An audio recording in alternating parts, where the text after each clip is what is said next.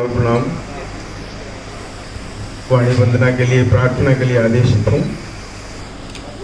एक छोटा सा छंद माँ शारदा किसी चरणों में।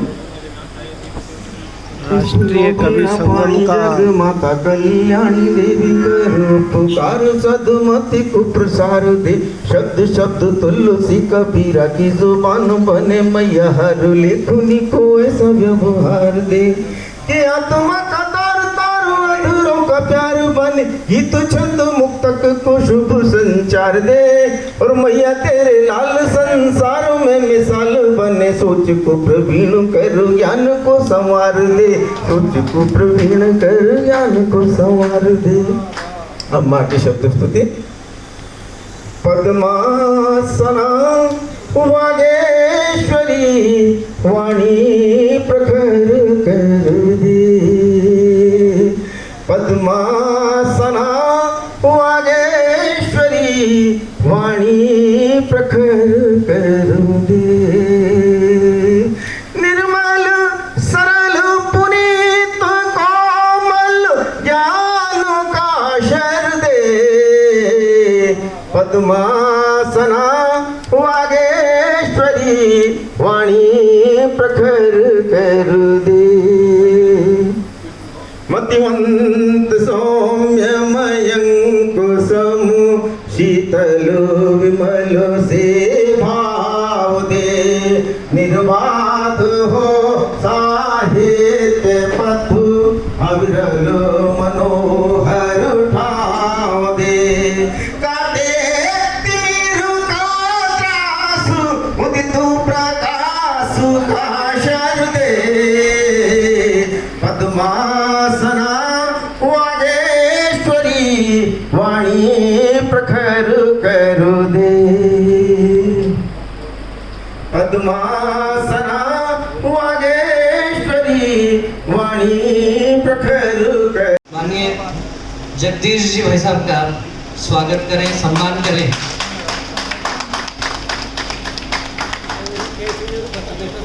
खुशी से आग्रह करता हूँ आप आए। विद्वत पुरुष ऐसा कहते हैं कि अच्छी बातों का स्मरण बार बार होते रहना चाहिए। इसीलिए आपके समक्ष निवेदन करता हूं कि वास्तव हम कवि हैं, लोक के आलोक की वाणी है हम नहीं आवाज सत्ता की या फिर प्रतिपक्ष की, राष्ट्र की आवाज है हम, राष्ट्र की वाणी है हम। यही काम हमारी लेखनी के माध्यम से माँ शारदे निरंतर करवाती रहे। एक बार पुनः माँ शारदे के श्री चरणों में हम सब इस कार्यक्रम की सफलता के लिए प्रणाम करते हैं। समभाव से जिस पर चढ़ी नृप हेम मुद्रा और रंग बराटिका, फूले भरे साहित्य की युवा वाटिका, फूले भरे साहित्य। परम श्रद्धेय श्री जगदीश मित्तल जी, हमारे राष्ट्रीय कवि संगम के राष्ट्रीय अध्यक्ष महोदय, और बड़े आदर और सम्मान के साथ हम जिन्हें बाबूजी कहकर पुकारते हैं। मैं आपका हृदय से ये कार्यकारिणी की बैठक में गए हुए थे, वहाँ आदरणीय राष्ट्रीय अध्यक्ष के लिए जो निर्धारित स्थान था, वहाँ वे अपने नित्य कर्म प्रातःकाल निवृत्त हो रहे थे। एक कार्यकर्ता बहुत देरी से पहुंचा और उसे पता नहीं था कि उसे कहाँ जाना है, सीधे आदरणीय के कक्ष में प्रवेश कर गया और वहाँ बिना ये जाने कि आप कौन हैं, किस व्यक्तित्व के धनी हैं, वो उनके बिस्तर पर ही लेट गया और देर तक सोता रहा। आदरणीय उसे देखते रहे और एक बार भी उन्होंने ये नहीं कहा कि आपके लिए व्यवस्था है, आप वहाँ जाइए। जब उसे मालूम हुआ कि ये जो दरबार यहाँ लगा है हजारों कवियों का, उस राष्ट्रीय कवि संगम के राष्ट्रीय अध्यक्ष महोदय के कमरे में मैं आया हुआ हूँ, तो वो बार बार क्षमा याचना करने लगा। लेकिन आदरणीय ने कहा कि नहीं, आपका स्वागत है, यदि आपकी थकान उतर गई हो, यदि आपकी थकान कृतित्व पर 8 PhD हो चुकी है, 8 लोग डॉक्टरेट ग्रहण कर चुके हैं, और वे जो कुछ भी ग्रंथ रचते हैं वो पूरी प्रामाणिकता के साथ रचते हैं। उनके कक्ष में आज सुबह चर्चा हो रही थी।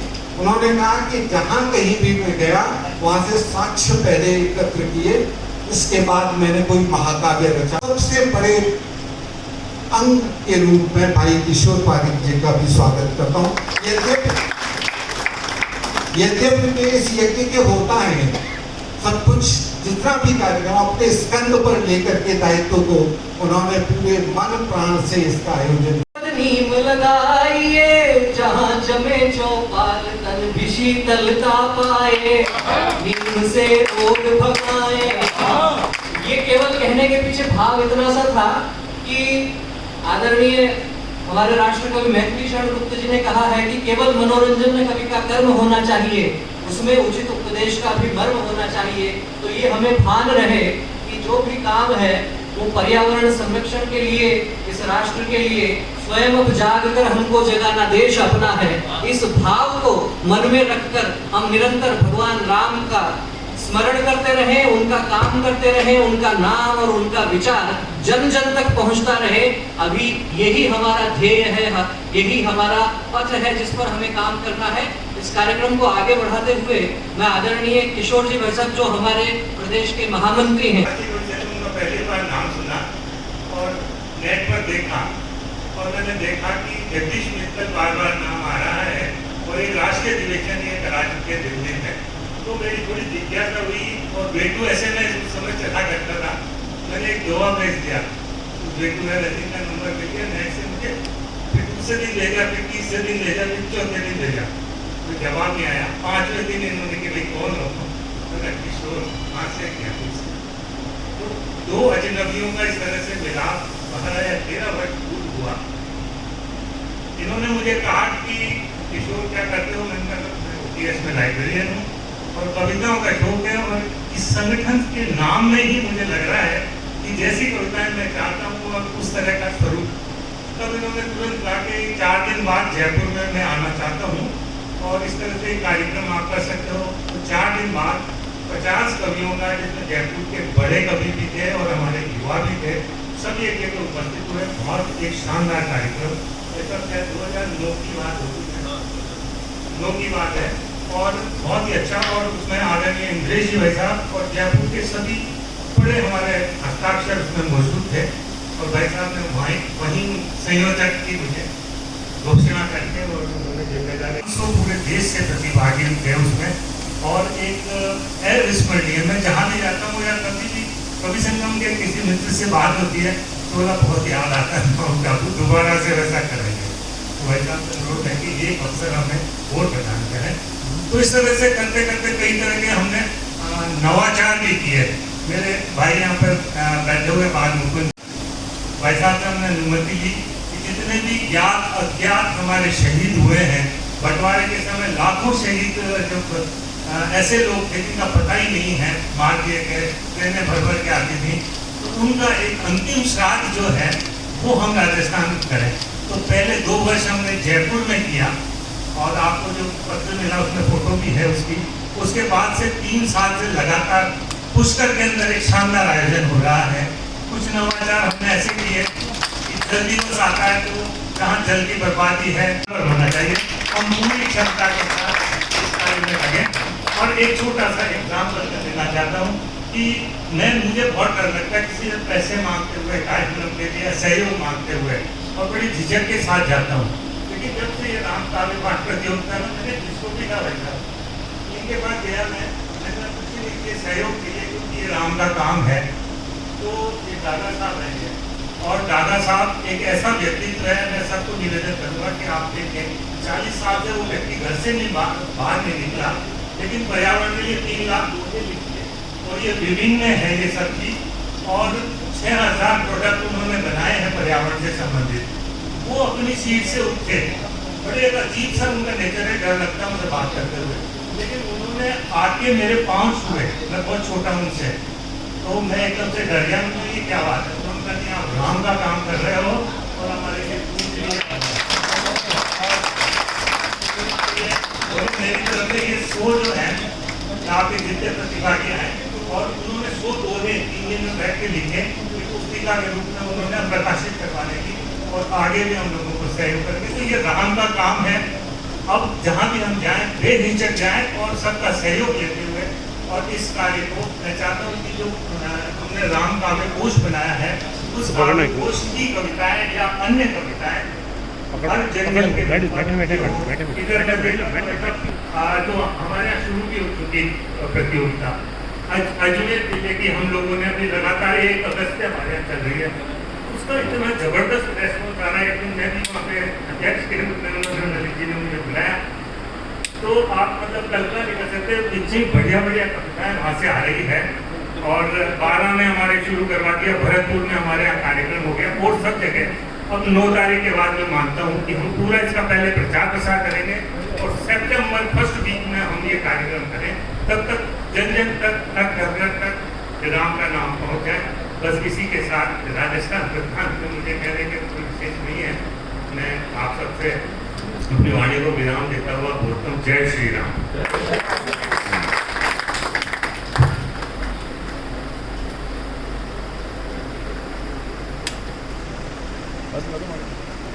बहुत बहुत धन्यवाद आदरणीय किशोर जी भाई साहब। इसको अब रोकूं या बंद कर दूं? जिस विषय से आप सब लोग भली भांति परिचित हैं उस पर आए, उसके पहले आपको एक सूचना और देना चाहता हूँ। आपको पंजीयन के साथ में जो किट मिला है, उस किट में आपको एक पुस्तक भी मिली है और एक प्रपत्र भी मिला है। तो पुस्तक सनातन प्रकाशन की पुस्तक है। पितृतुल्य मेरे आदरणीय बलबीर सिंह जी तरुण साहब, राजस्थान के प्रभारी और हम सबके मार्गदर्शक श्रीमान संजीव कुमार जी गोयल साहब, इस कार्यक्रम के सूत्रधार और प्रदेश के महामंत्री आदरणीय किशोर जी भाई साहब और श्रेष्ठतम संचालन कर रहे आदरणीय विवेकानंद जी भाई साहब, राजस्थान के कोने कोने से राष्ट्रीय कवि संगम के ध्वज को अपने कंधों पर उठाकर जिस मर्यादा के साथ और जिस लक्ष्य के साथ हम लोग एक साथ एक सूत्र में बंध कर काम कर रहे हैं, प्रदेश के तमाम जिलों से पधारे हुए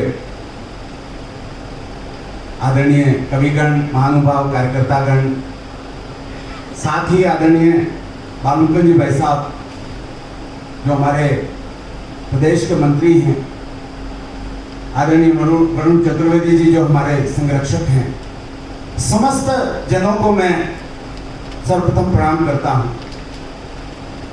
मुझे आदेश हुआ कि मैं श्री राम काव्य पाठ राष्ट्रीय प्रतियोगिता के बारे में आपसे मुखातिब होकर कुछ बात करूं। मुझे लगता है कि दोहरान हो जाएगा अगर मैं पूरी बात कहूंगा, क्योंकि सब लोग अवगत हैं कि हम क्या करने जा रहे हैं। कोई ऐसे महानुभाव जिनको ये जानकारी बिल्कुल नहीं हो तो अपना हाथ खड़ा करें। मैं जानता हूं कि आप सब लोग इससे भली भांति परिचित हैं कि हम क्या कार्यक्रम करने जा रहे हैं। फिर भी जहां जिला स्तर पर इन कार्यक्रमों को करने में कहीं त्रुटि का संभावित कोई ऐसी स्थिति बन सकती है, त्रुटि की संभावना बन सकती है, तो मैं उन त्रुटि की संभावनाओं पर जरूर मैं ध्यानाकर्षण आपका करूंगा। उससे पहले ये पंक्तियां सुन लीजिए कि कवि संगम करवा रहा प्रतियोगिता विराट। एक दोहा सुन लीजिए, कुंडलिया छंद सुन लीजिए पूरा। कवि संगम करवा रहा प्रतियोगिता विराट, 3 मिनट श्री राम पर करिए कविता पाठ। 3 मिनट श्री राम पर करिए कविता पाठ, करिए कविता पाठ, किसी की भी कविता का। इससे समझ में आ जाएगा आपको। करिए कविता पाठ किसी की भी कविता का, कौन जाने लेख किसी की भी कविता का, और सविता प्रखर समान आपकी निखरेगी छवि। आओ बने सुजान राम के गुण गायक कवि, आओ बने सुजान राम के गुण गायक कवि। मैं आप सभी का पुनः अभिनंदन करता हूं, इसलिए करता हूं कि हो सकता है ये पूरे देश में इस प्रतियोगिता का आयोजन होता और जगदीश जी भाई साहब की इच्छा होती कि राजस्थान को इस प्रतियोगिता से बाहर किया जाता है, लेकिन ऐसा नहीं हुआ। ये सौभाग्य हमें मिला कि राजस्थान भी गिलहरी की तरह भाई साहब मुझे हमेशा कहते रहते हैं ललित जी, गिलेरी की तरह हम भी राजस्थान के रूप में इस प्रतियोगिता का हिस्सा बन चुके हैं। इस बात के लिए जोरदार तालियां आपकी होनी चाहिए। हाथ तक इस समृद्ध मंच के समक्ष प्रतियोगिता के बारे में बताने से पूर्व मैं ये संकल्प जाहिर करना चाहता हूं कि किशोर जी भाई साहब, आपने अपने मन की बात कही है कि राजस्थान अव्वल होना चाहिए। मैं प्रतिज्ञापूर्ण तरीके से निवेदन करना चाहता हूं, किशोर जी आपके नेतृत्व में राजस्थान इस बार पूरे देश में सिरमौर होकर आएगा।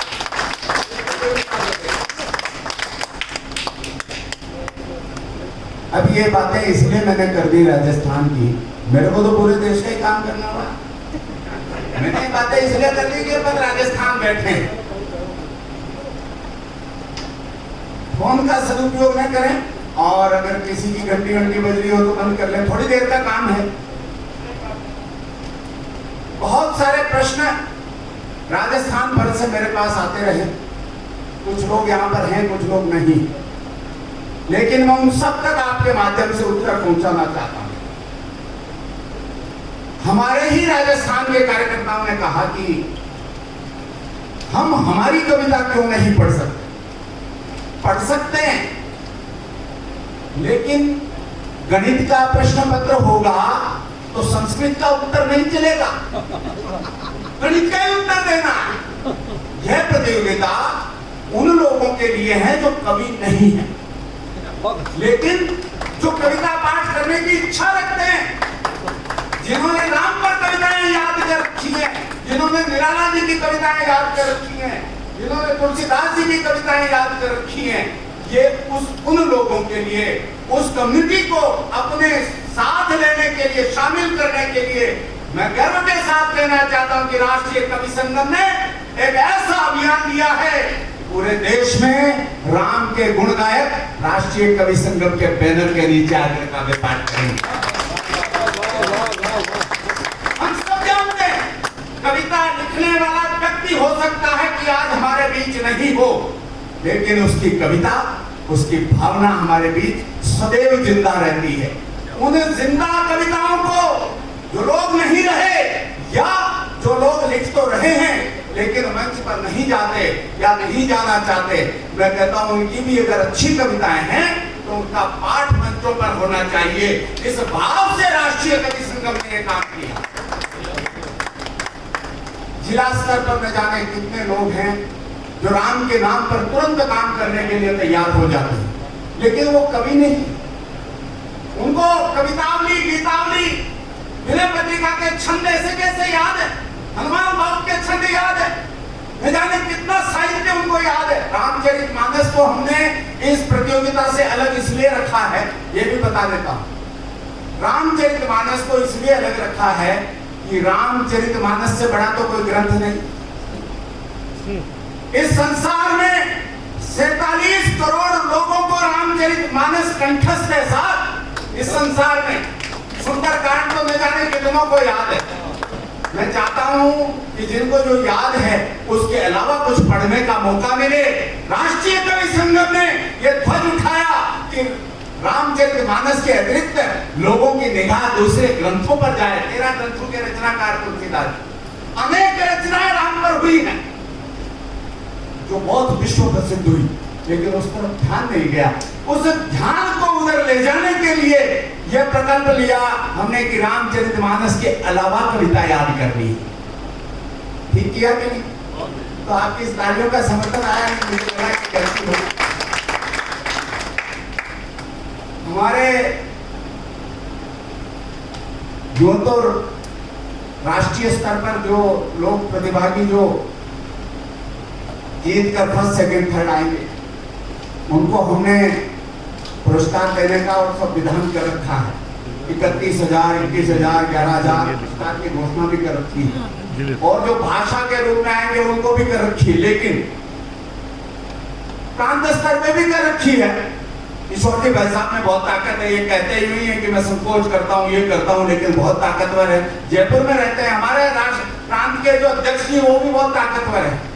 लेकिन जिलों को हमने स्वतंत्र रखा है कि अपने जिले में जैसा चाहें वैसा निर्णय लें। आप चाहें तो फर्स्ट सेकंड थर्ड आने वाले को पुरस्कृत करें या पुरस्कार के साथ उन्हें कोई स्मृति चिन्ह भी दें या दोनों की व्यवस्था अगर नहीं बैठ पा रही है तो एक प्रमाण पत्र दे दे छपवा के। इतना भी कर सकते हैं भाग लेने वाले व्यक्ति को, सभी भाग लेने वालों को प्रमाण पत्र देना है। राष्ट्रीय कवि संगम का नाम कहां तक पहुंचे इसके लिए प्रमाण पत्र देना है। लेकिन कोई जिला मान लीजिए, ऐसा भी हुआ मेरे साथ, कहीं बिहार से फोन आया मुझे कि हमारा जिला तो साहब प्रमाण पत्र भी नहीं छपवा सकता। माफ करिए, उसके लिए भी व्यवस्था राष्ट्रीय कवि संगम ने सोची कि जो प्रमाण पत्र नहीं छपवा सकता है उनको डिजिटल प्रमाण पत्र दे दिया जाए। उनके नंबर तो रहेंगे ही अपने पास, डिजिटल प्रमाण पत्र दे दो। इस पे तालियां मत बजाओ, मैं तो छपे हुए देने, बिहार की बात कर रहा हूं। कोशिश करें कि छपे हुए प्रमाण पत्र हम दे पाए। लेकिन एक बड़ी घोषणा आज किशोर जी ने मेरे ऊपर छोड़ दी कि यार भाई साहब ये बात मैं नहीं कहूंगा, आप कह देना। तो किशोर जी की ओर से मैं घोषणा कर रहा हूं, अगर कोई जिला 1000 प्रतिभागी लेकर आता है तो उसका सारा खर्चा प्रांत उठाएगा। बजाओ तालियां। कोई जिला 1000 प्रतिभागी तैयार करता है और वो घोषणा करता है कि हमारे तो फर्स्ट सेकंड थर्ड को भी इनाम दिया जाएगा, 1000 प्रमाण पत्र दिए जाएंगे, तो उसका सारा खर्चा वो पत्थर समंदर में तैरने लगेगा, पानी पर तैरने लगेगा। इसलिए हम इसका नाम करना चाहते हैं, नामकरण चाहते हैं।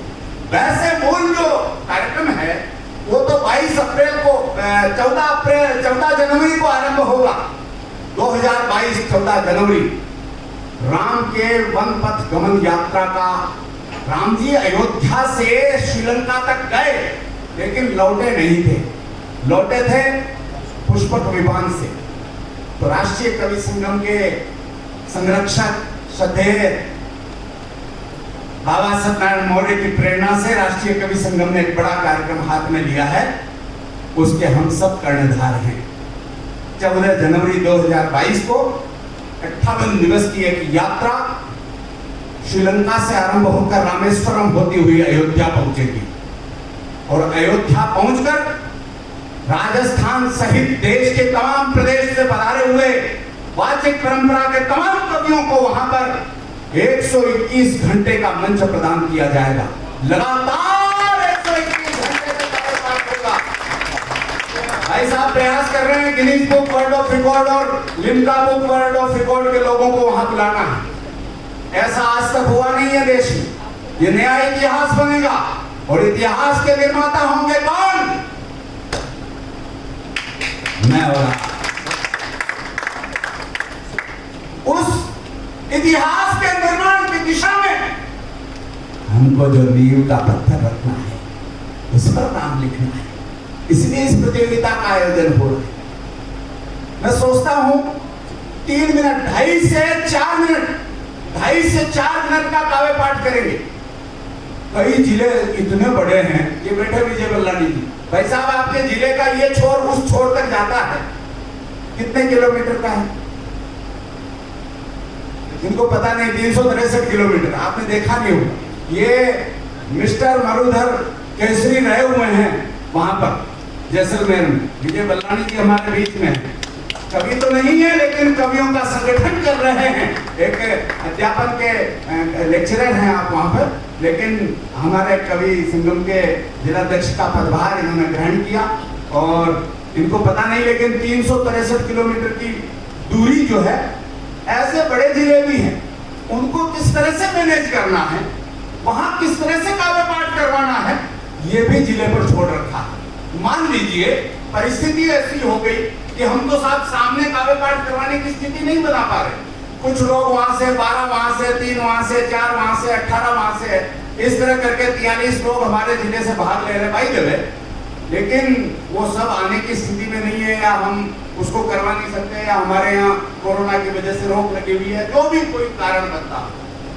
व्यावहारिक कारण को मद्देनजर रखते हुए इस कार्यक्रम को संपादित करने की व्यवस्था में यह छूट प्रदान की गई है कि आप चाहें तो गूगल मीट पर इसका आयोजन करवा सकते हैं, लेकिन ये उसी दशा में है जब वहां की भौगोलिक परिस्थिति या कोरोना की परिस्थिति या अन्य कोई ऐसी बारिश वगैरह और कोई कारण बन रहा हो तो ऐसा किया जा सकता है। कोशिश करिए कि सभी का हम जो है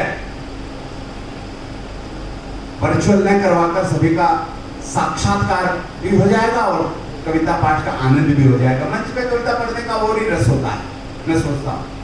और इन सब में हमारी भूमिका पर, हमारे किसी भी प्रश्न पर उत्तर लेकर तैयार रहेंगे आपके मध्य श्रीमान विवेकानंद जी भाई साहब, जो यहाँ पर राजस्थान में इसके संयोजक हैं इस कार्यक्रम के, और समस्त नियमों से अवगत भी हैं। आपको मेरा ख्याल है तो सभी लोग अवगत हैं, लेकिन अब पत्थर उछालने की जरूरत है।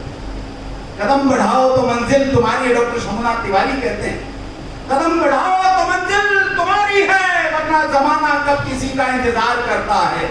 जिसे यकीन है अपनी उड़ान पर दिल से फलक को वही परिंदा पार करता। कदम बढ़ाने की आवश्यकता, मैं बहुत लंबा जाऊंगा तो आप हमारे जो मुख्य अतिथि और हमारे जो अध्यक्षता कर रहे हैं आदरणीय बलवीर सिंह जी करुण और तमाम लोग यहाँ पर विराजमान मंच पे, उन लोगों को हमें सुनना है, इसलिए मैं अपनी वाणी को विराम देना चाहता हूँ। मैंने बाकी के भाषण के लिए डैश डैश करके विवेकानंद जी का नाम बोल दिया है। जो भी आपकी जिज्ञासा हो ये शांत करेंगे। अजमेर में तो बहुत अच्छा अभिनव प्रयोग हो रहा है। आदरणीय किशोर जी भाई साहब उस काव्य पाठ में पधारे भी थे, वहां अभिनव प्रयोग हो रहा है। वहां हमारे 3 कार्यकर्ता वहां से अजमेर से पधारे हुए हैं। वहां पे पिछले कई दिन से, लगभग 10 दिन से वहां पर राम पर काव्य पाठ हो रहा। रोज नए नए लोग वहां पर आ रहे हैं, नए नए लोग जुड़ रहे हैं और उन सबको ये सूचित किया जाएगा। अब उनका रिपोर्ट आ गया अपने पास, अब उन सबको सूचित किया जाएगा कि प्रतियोगिता फला दिन होगी। ऐसा माहौल बन गया है पूरे अजमेर में कि अब वैसे तो अजमेर को दरगाह के नाम से जाना जाता है, लेकिन अब लोग राष्ट्रीय कवि संगम के नाम से जानने लगे, राम के नाम से जानने लगे। इतना परिवर्तन एक चैनल के माध्यम से उसका प्रसारण भी होता है। आदरणीय कमल जी विराजमान है, तो मैं सोचता हूं कि इस तरह का उत्साह, अभिनव उत्साह देखने को मिल रहा है इस प्रतियोगिता के प्रति। आगे की सभी जिज्ञासाओं के लिए आप कभी भी मुझसे अथवा विवेकानंद जी से संपर्क कर सकते हैं। मैं अपनी वाणी को यही विराम देता हूं और बहुत बहुत धन्यवाद। में इसी उत्साह, उमंग और उल्लास के साथ में इस कार्य को आगे बढ़ा रहे हैं। आपके निर्देशन में हमें भी ये सौभाग्य मिला है। अभी भाई साहब हमारे साथ में हैं। इस सत्र के पश्चात भोजन होगा, उसके पश्चात एक सत्र और होगा। हमारी यदि कोई भी जिज्ञासाएं इस संदर्भ में हो तो हम व्यक्तिगत रूप से भी, मेरे से भी चर्चा कर सकते हैं, आदरणीय भाई साहब हैं इनसे भी चर्चा कर सकते हैं। लेकिन एक आग्रह है कि इस कार्यक्रम में, इस बैठक में हम जो लोग आए हैं, प्रभारी होने के नाते जितनी भी चीजें भाई विवेकानंद जी ने कही और सब विषय आपके सामने है, उसके लिए किसी भी तरह की योजना, संसाधन जुटाना और हमें नंबर 1 आने के लिए कोई भी जिम्मेदारी जो पारिक जी मेरे को देंगे, मैं आपके साथ कंधे से कुल मिला के आप सब लोगों को देखकर मुझे जगदीश भाई साहब के साथ ये 10 साल पुरानी बातें याद आती हैं। कि हमने राष्ट्रीय कवि संगम का जो स्वप्न देखा था वो भी पूरा होता हुआ नजर आया, क्योंकि जगदीश भाई साहब को आप सब लोग जानते हैं, ज्यादातर आदमी जानते होंगे कि राष्ट्रीय कवि संगम के अध्यक्ष हैं। बेसिकली जिस तरह कविता अलग अलग रस में होती है, ये तो इनका एक रस है। यदि आप दिल्ली NCR में देखें तो ये हमारे समाज के बहुत बड़े स्तंभ हैं, जो कि मेडिकल कॉलेज देखते हैं, इंजीनियरिंग कॉलेज देखते हैं, मैनेजमेंट कॉलेज देखते हैं, संकल्प के माध्यम से सिविल परीक्षाओं को देखते हैं, एकल विद्यालय जो उसके 1 लाख विद्यालय चल रहे हैं उसके मुख्य सलाहकार हैं, और तमाम इतनी संस्थाएं यदि मैं नाम लूं तो 1 घंटा उसी में पूरा हो जाएगा। ये ऐसे प्रतिभा के धनी हैं कि हम लोग इनसे प्रेरित होकर जो बैठे हैं और वो चीज आप तक पहुंच रही है तो वो चीज देखना है। तो राष्ट्रीय जागरण धर्म हमारा, तो हम सबके अंदर जो जो चीज है जिस जिले से हम हैं, जिस क्षेत्र से हम हैं, तब आप राष्ट्रीय कवि संगम के माध्यम से देश की युवा शक्ति में जो भी सरस्वती के गुण दे सकते हो, उसके लिए संसाधन जुटाने का एक बैनर है राष्ट्रीय कवि संगम। तो मैं सबसे चाहूँगा कि मैं तो एक उद्योगपति हूँ, आप लोगों की तरह कवि नहीं हूँ, मगर आपकी बातें सुनने के बाद इतनी समझ आती है कि हम देश की उन्नति राष्ट्रीय कवि संगम के माध्यम से बच्चों को प्रेरणा देके बहुत कुछ कर सकते हैं। क्योंकि मेरे बच्चे पब्लिक स्कूल में पढ़ते थे, जब से भाई साहब के संपर्क में आए वो हिंदी के अपना पॉइंट्स लिखने लगे, बहुत अच्छी चीजें करने लगे। तो मातृभाषा का प्रयोग हम राष्ट्रीय कवि संगम के माध्यम से बहुत ज्यादा करा सकते हैं। आपका सभी का बहुत बहुत स्वागत और मैं आपसे अशोक भाई साहब के थ्रू कनेक्टेड हूँ। और दूसरी पुस्तक है कविता की कश्तियां, मनोज सिंघल जी बेचैन। आप दोनों से भी आग्रह है, आप भी आगे पधारें। आप दोनों की पुस्तकों का हमारे सम्माननीय अतिथिगण विमोचन कर रहे हैं।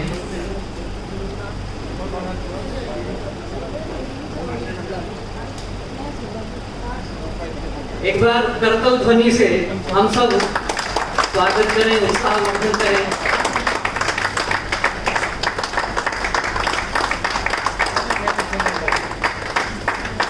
क्योंकि यह विमोचन का कार्यक्रम भी कोई साधारण कार्यक्रम नहीं है।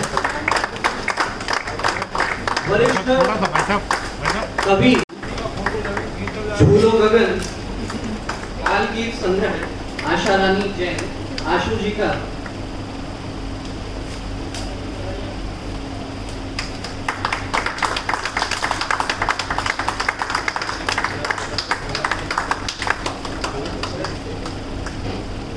सभी अतिथियों का बहुत बहुत धन्यवाद। आज के इस कार्यक्रम में साथ ही मैं आमंत्रित करता हूं सनातन प्रकाशन के प्रतिनिधियों से भी आप भी पधारें। सनातन प्रकाशन के प्रतिनिधि आप भी पधारें, आपका भी बहुत बहुत स्वागत है। अन्य जिन लोगों ने भी इस आयोजन में सहयोग किया है उन सबका बहुत बहुत आभार। राजस्थान प्रांत का यह आयोजन बैठक और कवि सम्मेलन में हो रहा है और राजस्थान के अब तक जो मैं उन सब कार्यक्रमों में रहा और अच्छे स्तरीय कार्यक्रम, प्रेरणादायी कार्यक्रम आप बोल रहे थे कि कुछ मार्गदर्शन करें, क्योंकि मैं तो आप लोगों से प्रेरणा लेकर के जाता हूँ और इतने सब लोग जब दिखते हैं तो उनसे मुझे ऊर्जा मिलती है। मैं अपने आप को देश भर में काम करने के लिए ये मेरे चार्जिंग स्टेशन हैं। तो इस प्रकार का मेरा आजकल लोग मुझे मना करते हैं कि आप बहुत घूमते हो, बहुत जाते हो, इतना मत घूमा करो, इतना मत जाया करो। लेकिन मुझे पता है मुझे शक्ति कहाँ से मिलती है काम करने की। मैं उस काम को अपनी रुचि से करता हूँ। अभी 15 तारीख को लखनऊ है, 16 को अयोध्या है, 17 को गोरखपुर है, ऐसे सब कार्यक्रम बने हुए। बल्कि लोग रविवार की बजाय कहते हैं आपके पास कौन सी तारीख खाली है, आप बताओ। तो जो तारीख मेरे से पूछ करके रखेगा तो वहां तो मुझे जाना ही पड़ेगा। इसलिए आज इस कार्यक्रम को देख करके उत्साह इतना हो रहा है कि बाकी लोगों को भी जाकर के कहा जाए और इस सारे कार्यक्रम का श्रेय भी कहा जाए कि योगेंद्र जी और किशोर पारिक जी, ये दोनों की जोड़ी राजस्थान की ऐसी है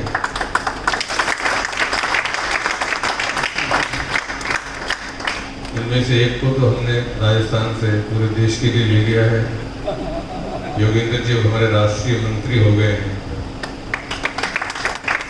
हो सकता है यहाँ पर के राजस्थान में है तो यहाँ इन्होंने ये कहा हो कि राजस्थान नंबर 1 रहना चाहिए और शायद महाराष्ट्र में जाए तो कहेंगे महाराष्ट्र नंबर 1 रहना चाहिए।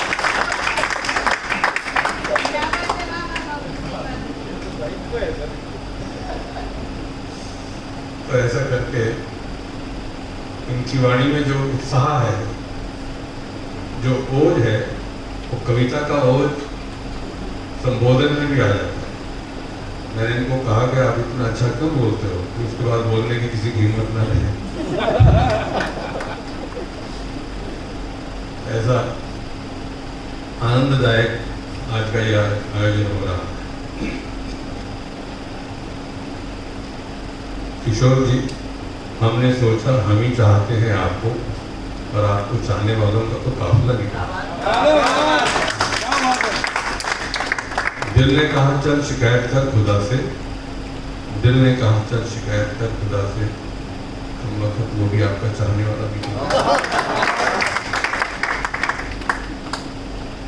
आप में से बहुत लोग जब कवि संगम से जुड़े होंगे तो लगा होगा कि ये किस तरह के लोग हैं, क्या है।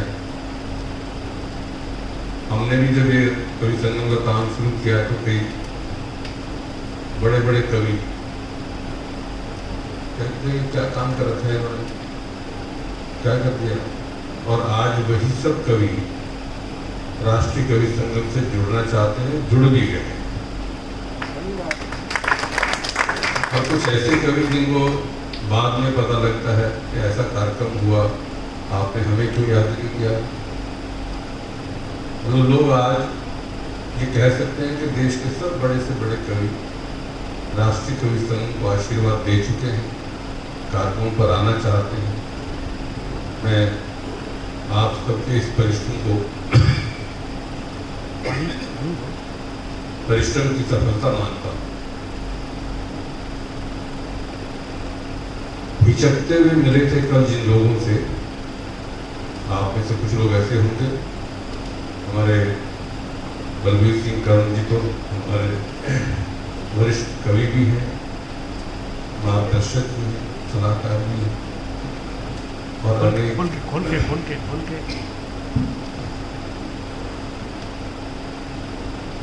पुस्तकें नहीं महाकाव्य लिखे और अनेक कवियों को प्रेरणा देते हैं। उनके साहित्य पर पीएचडी किए हुए ऐसा एक व्यक्तित्व आपके मार्गदर्शन के लिए उपलब्ध है। हिचकते हुए मिले थे कल जिन लोगों से, क्या पता वही जिंदगी के मायने बन जाएंगे। हिचकते हुए मिले थे कल जिन लोगों से, क्या पता वही जिंदगी के मायने बन जाएंगे। जिंदगी में कुछ याद रहे न रहे, जिंदगी में कुछ याद रहे न रहे, ये लोग बहुत याद आएंगे, ये लोग बहुत आएंगे।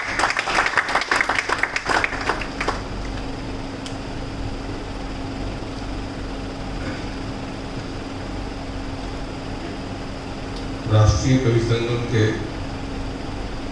आज के मंच पर श्री संजीव गोयल जी दिल्ली से हमारे इस राजस्थान प्रांत के प्रभारी, हमारे ट्रस्टी भी हैं और अनेक ट्रस्टियों को बनाने वाले भी हैं। जब भी हमें किसी बात की कमी महसूस होती है तो पता नहीं इनके पास क्या इंट्यूशन है, ये भांप लेते हैं कि अच्छा, अब जैसे बैठे बैठे उन्होंने किशोर पारी जी से बात करके प्रतियोगिता के संदर्भ में जो कुछ भी अपेक्षित है राजस्थान के लिए उसकी बात कर, आज इस बैठक पर जाना है, उसके लिए यद्यपि हम दोनों इकट्ठे आए हैं पर मुझे आपसे कुछ व्यक्तिगत बात करनी। कल रात को केंद्रीय, कल शाम को कार्यालय पर आकर के काफी देर तक बैठे रहे, बातचीत करते रहे, कवि संघ का काम कैसे चलता है। तो आज के इस बैठक के लिए भी जो सहयोग उनसे हमने कहा भी नहीं, वो उन्होंने करने के लिए अपना निश्चय हमें बताया। वास्तव में ऐसे ही देश भर में लोग हैं जो राष्ट्रीय कवि संगम की शक्ति है, क्योंकि हमने राष्ट्रीय कवि संगम का सदस्यता का कोई शुल्क नहीं रखा, कोई इसका मेंबरशिप फॉर्म नहीं है। जो राष्ट्रीय कवि संगम के किसी भी छोटी सी गोष्ठी में आ गया, किसी कार्यक्रम में आ गया, अधिवेशन में आ गया, हम उस दिन से उसको राष्ट्रीय कवि संगम का आजीवन सदस्य घोषित कर देते।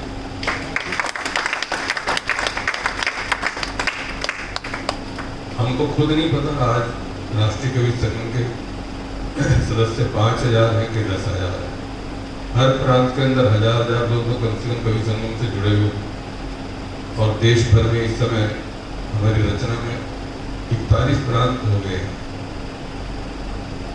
और किसी के 1000 लगाइए, 500 लगाइए, कितना भी आप कम से कम भी लगाएंगे तो आपको लगेगा कि कितना बड़ा परिवार हो गया। और आप इतने बड़े परिवार के हिस्से हैं, इस पर आप भी गर्व कर सकते हैं, मैं तो करता ही। मेरे परिचय के संदर्भ में जगदीश मोहन रावत जी ने बहुत कुछ कविता में भी बताया, वैसे भी बताया। किशोर जी ने भी। मैं इतना बड़ा हूँ ऐसा मुझे कभी लगा भी नहीं। कभी कभी तो लगता है कि इतना बड़ा होने के लिए तो बहुत कुछ चाहिए। शब्दों में अतिशयोक्ति भी लगती है। मैं अपने आप को हमेशा लो प्रोफाइल रख करके काम करता हूँ। किसी भी सभा सोसाइटी में जाता हूँ तो सबसे पीछे वाली कुर्सी पर बैठता हूँ। जब तक मंच से कोई नहीं कहे कि आप आगे आ जाइए तब तक मैं नहीं जाता। तो ऐसा इस रूप में मैं कभी कभी अपना परिचय एक लाइन में दिया करता हूँ। संजीव जी ने भी बहुत कुछ बता दिया। मेरी कोई इंडस्ट्री नहीं, मेरा कोई व्यवसाय नहीं, कोई नौकरी नहीं, कोई शादी नहीं, कोई बैंक अकाउंट नहीं, कोई LIC नहीं, कोई मेडिक्लेम नहीं। और कभी कभी आदमी अहंकार करता है कि मेरे पास ये मेरा शरीर है, ये तो मेरी प्रॉपर्टी है। शरीर को भी मैंने अपने मेडिकल कॉलेज को डोनेट कर दिया।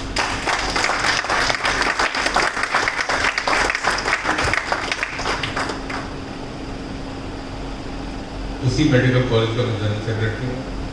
अभी परसों वहाँ मंच पर कार्यक्रम था। मैं बार बार इन शब्दों को दोहराता रहता हूँ ताकि मुझे खुद को सुना रहे। उप मुख्यमंत्री उस कार्यक्रम में थे, हमारी सावित्री जिंदल जी चेयरपर्सन। तो अब मेरे पास यदि कुछ है, इन सब के न होने के बाद भी मैं आपसे अपने आप को ज्यादा धन्यवान मानता हूँ, क्योंकि मेरे पास आप सब लोग हैं। इतनी बड़ी शक्ति मेरे पास में है, इतना बड़ा परिवार मेरा है। इसके बाद मैं अपने आप को सबसे ज्यादा संपन्न मानता हूं। आपके पास कोई छोटा सा बैंक बैलेंस होगा, कोई मकान होगा, मेरे अपने नाम पर कुछ भी नहीं, कोई प्रॉपर्टी। लेकिन फिर भी मुझे किसी बात की कभी कमी महसूस नहीं होती, ना राष्ट्रीय कवि संगम के लिए, ना अपने लिए। संजीव जी जैसे लोग देश भर में राष्ट्रीय कवि संगम से जुड़े हुए। किसी प्रांत में कोई काम करना हो, कवियों के पाँव में कभी किसी बात की बेड़ी आती हो तो ये कैसे होगा, तो ऐसे सब काम करने के लिए कहीं ऋषभ जी और ये परिवार सारा मिल जाता है। ऋषभ का ही फोन आया कि होटल जी को कार्यक्रम करो, कभी से मिलन करो, बहुत दिन हो गए। फिर मैंने किशोर जी से बात की, किशोर जी ने ऋषभ से बात की, ऋषभ ने परिवार में बात की, और आज ये कार्यक्रम इतने आनंददायक वातावरण में हो रहा है, किसी बात का कोई तनाव नहीं। ये एक ऐसा ऊर्जा देने वाला वातावरण है कि आप कार्यक्रम से जाएंगे अपने अपने क्षेत्र में तो आपको लगेगा कि मैं इस काम से जुड़ करके अपने आप को धन्य मानता हूँ।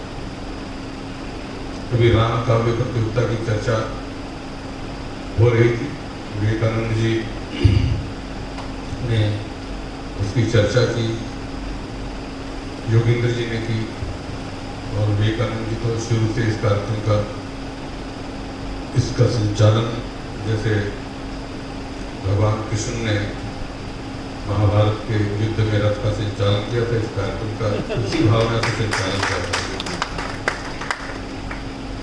लगता नहीं कि वो कितनी आयु के होंगे, कोई 25 बोलता है, कोई 30 बोलता है, लेकिन मैं इससे कई ज़्यादा। तो एक ऐसा व्यक्तित्व इस प्रतियोगिता के लिए राजस्थान को संयोजक के रूप में मिला। हमारी शक्ति बहुत है, विवेक हो क्या? हाँ? मैंने कहा कि विवेक वही है। माउंट आबू अधिवेशन में जो सबसे ज्यादा काम करता दिखाई दिया था, उस समय इसकी दाढ़ी थी, दाढ़ी। हाँ, भीलवाड़ा में ये नवीन खान को मिला, हमको आज यहाँ उपस्थित है, ये मिला हमको नवीन जोशी। ऐसे बहुत से लोग हैं जो युवा हैं और बहुत आगे तक जिनसे हमारी अपेक्षाएं। निश्चित ही इस प्रतियोगिता के अंदर सबकी महत्वपूर्ण भूमिका होने वाली। देश भर में विद्या भारती के बहुत से स्कूल चलते हैं। शिक्षा क्षेत्र के अंदर बहुत बड़ा नाम है विद्या भारती। तो हमारे राष्ट्रीय विचारों से बहुत प्रोत एक शिक्षा संस्थान है। उनके भी राष्ट्रीय संगठन महामंत्री जी से अशोक बत्रा जी और मैं मिलकर के आए।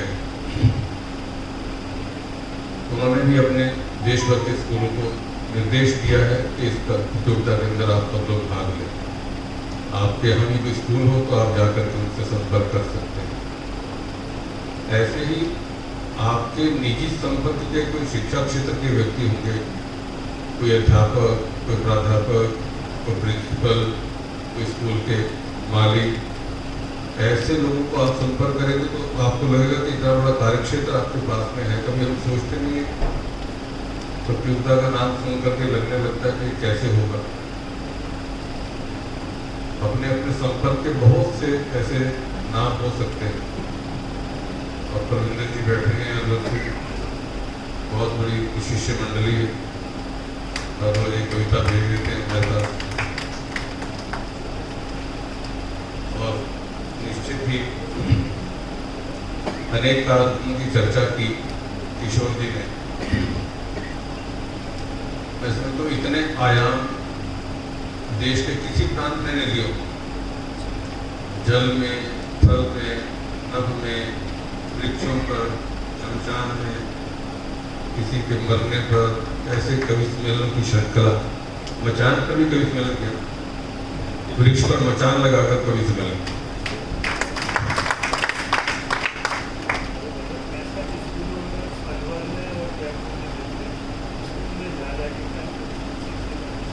और उन्हीं श्रृंखला में से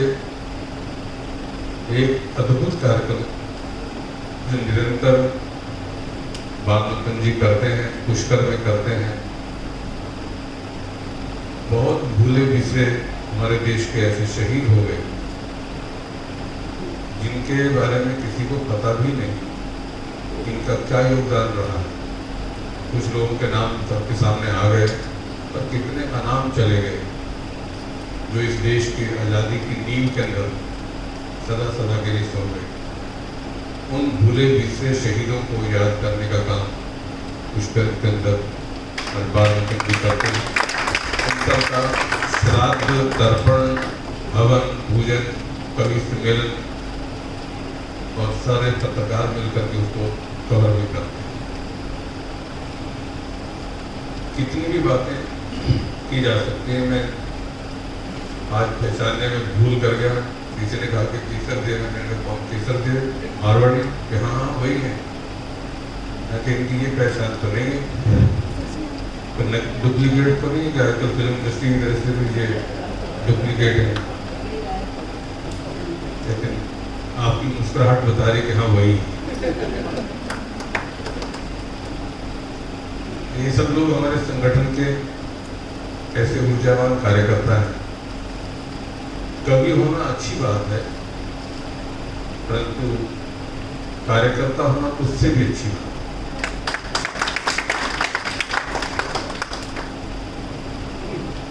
राम प्रतियोगिता के लिए बात कर रहा था, उसमें मेरे को लाइन हमेशा बोलते हैं, राम से बड़ा राम का नाम।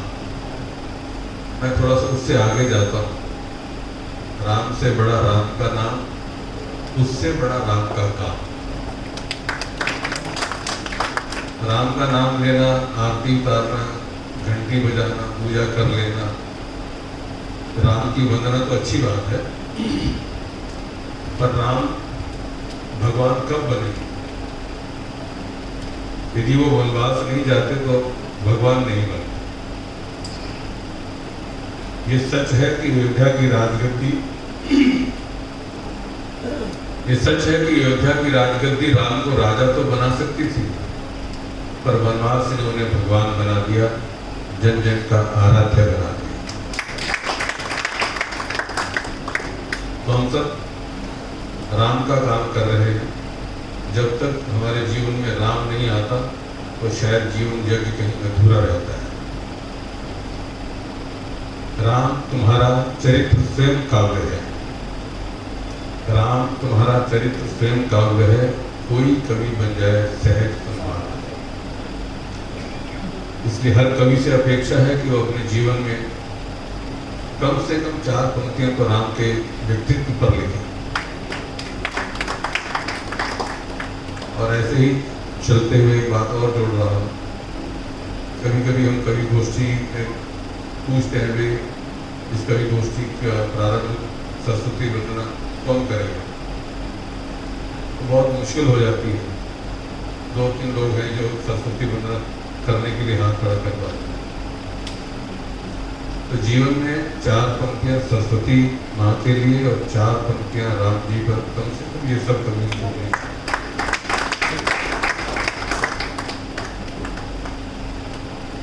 जिसके कारण से हम कुछ लिख पाते हैं, लिखने में हम समर्थ हुए हैं, ऐसी सरस्वती माँ के लिए तो सबका धर्म भी बनता है। और ये लिखने के बाद हमारे जीवन में अहंकार ना आए, ये और महत्वपूर्ण बात है। कद ऊंचा नहीं होता एड़ियां उठाने से, कद ऊंचा नहीं होता एड़ियां उठाने से, कद ऊंचा होता है सिर झुकाने से। हम कलम के सिपाही हैं, कलम के पुजारी हैं। कलम भी हमको यही सिखाती है, तो नीचे झुक करके चलती है, वो भी कह रही है कि जरा विनम्रता से रहो। एक दिन कलम ने ताना देते हुए कहा कि यार लिखते तो बहुत अच्छा हो, कभी कुछ इस पर अमल भी कर लिया करो।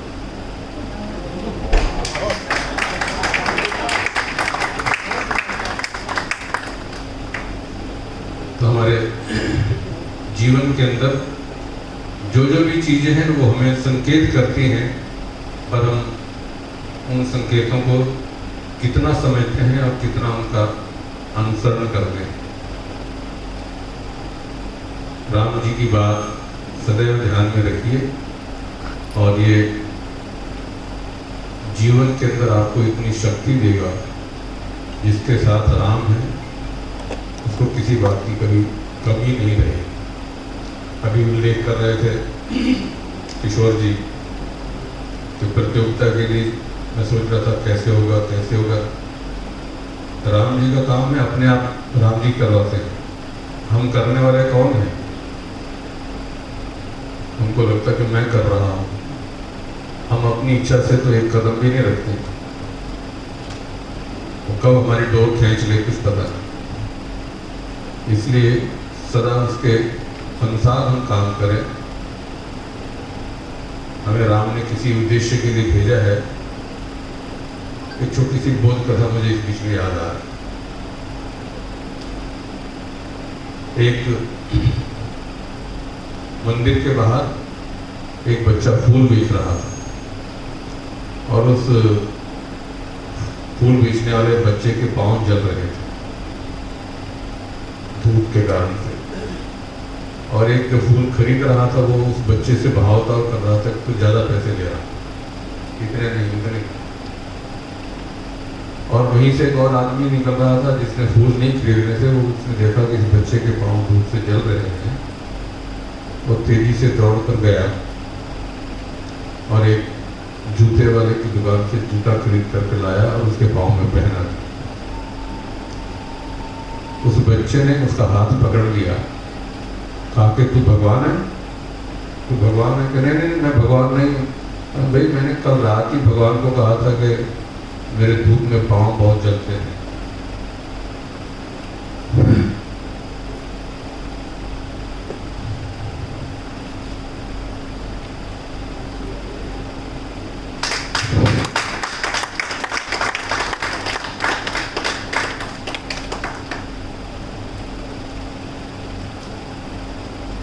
मुझे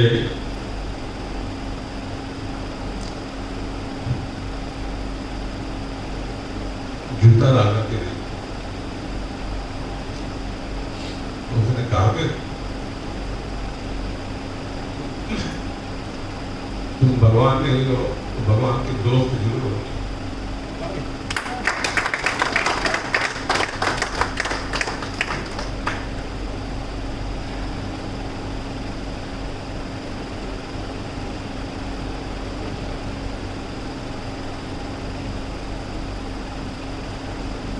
हम भगवान नहीं बन सकते।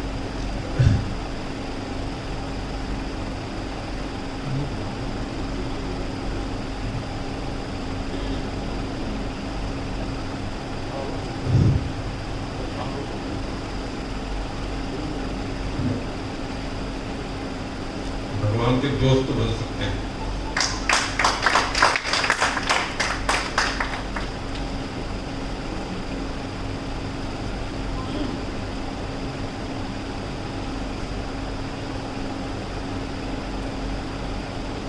उसने हमें खाली हाथ भेजा है और खाली हाथ भेजा है, और कुछ भी साथ ले जाने की व्यवस्था नहीं की।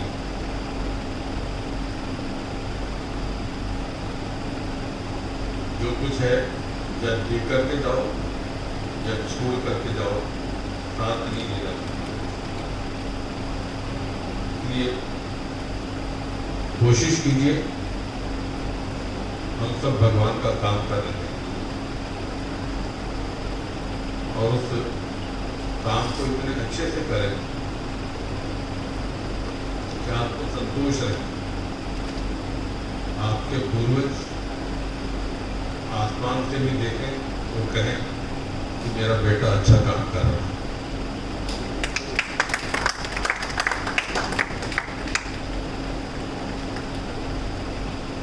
क्योंकि और कुछ देखे ना देखे, भगवान सबको देखता, सब कहते भी।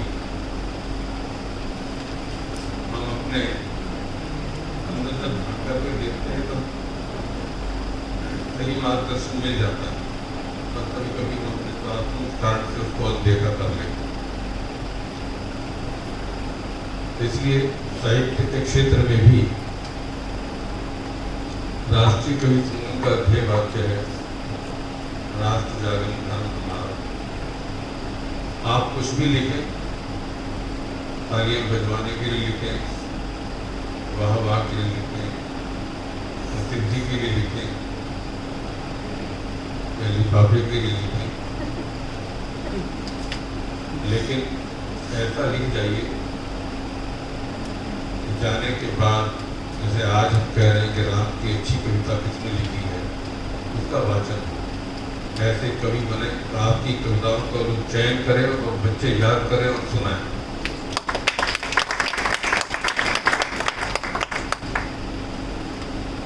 हम अपने जीवन में अपने घर के अंदर अपना वारिस ढूंढते हैं। काय का वारिस ढूंढते हैं? अपनी संपत्ति का वारिस। और वो वारिस जीवन के अंतिम क्षणों में हमारे साथ कैसा व्यवहार करता है, बहुत सारे उदाहरण आपके सामने आ गए होंगे, आते रहते हैं। वो सारी संपत्ति बाद में वो उनमें आपस में झगड़ा होता है, वो अलग बात है। तो हम अपना वारिस ढूंढते हैं अपने बच्चों में। आपकी संपत्ति का वारिस वो हो सकता है, पर आप साहित्यकार हैं, आप कवि हैं, आपके साहित्य का वारिस आपका बेटा नहीं हो सकता। सब लोग बलवीर सिंह कर्म नहीं हो सकते, विनीत चौहान जी इनके वारिस कहे जा सकते, लेकिन कविता के क्षेत्र में आपका यश, आपको यश दिलाने वाला वो कवि होगा जिसको आपने कलम पकड़ना, कविता लिखना सिखाया होगा और मंच पर जाते समय कहेगा आपके जाने के बाद भी कि ये 4 पंक्तियां मैं अपने उस गुरुदेव के चरणों में समर्पित कर रहा हूँ जिन्होंने मुझे कलम पकड़ना सिखाया। अन्यथा घर के अंदर आपका बेटा तो आपको श्राद्ध के दिनों में और एक औपचारिक पूजन करके, स्मरण करके अपनी जिम्मेदारी डरते डरते निभा देता है कि कहीं वर्ग से किसी प्रकार का कोई ऐसा कुछ ना हो जाए। लेकिन वो जो कवि बालक होगा जिसको आपने कुछ कविता लिखना सिखाया होगा, आपके जाने के बाद वर्षों तक जब तक वो रहेगा आपको भूलने नहीं देगा।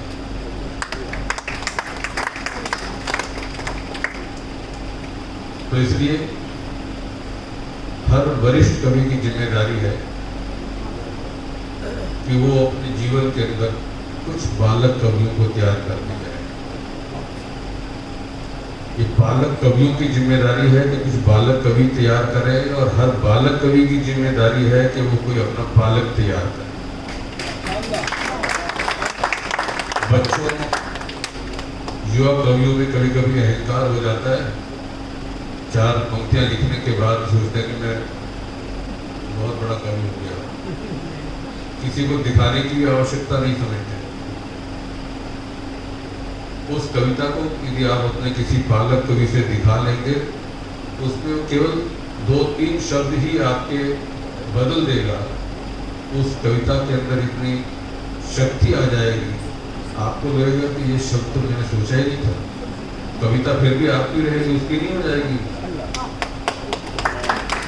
और आपने जब भी कभी किया होगा आपको लगा होगा कि ये तो मेरे पास, मैं कभी नहीं हूँ, क्षमा करना, पता नहीं ईश्वर मेरे से काम क्यों करवा रहा है। करते हो तुम कन्हैया मेरा नाम हो रहा। पर मैं श्रोता की भूमिका से कविता सुनता रहता हूँ। मुझे अच्छा लगता है क्योंकि मैंने बोल भी रखा है देश भर में सबको, किसी ने कोई कविता सुनानी हो तो रात को 10 बजे से 12 बजे के बीच में कोई भी मुझे मोबाइल पर कविता सुनाना। और सब लोग रात के 10 बजने की प्रतीक्षा भी करते रहते हैं, ये भी करती है। जीवन ने भी सुनाई होगी। बहुत लोग हैं, मनीष है, ने भी कभी। तो ऐसे करके कोशिश कीजिए अपने वरिष्ठ कवियों को आप दिखाए,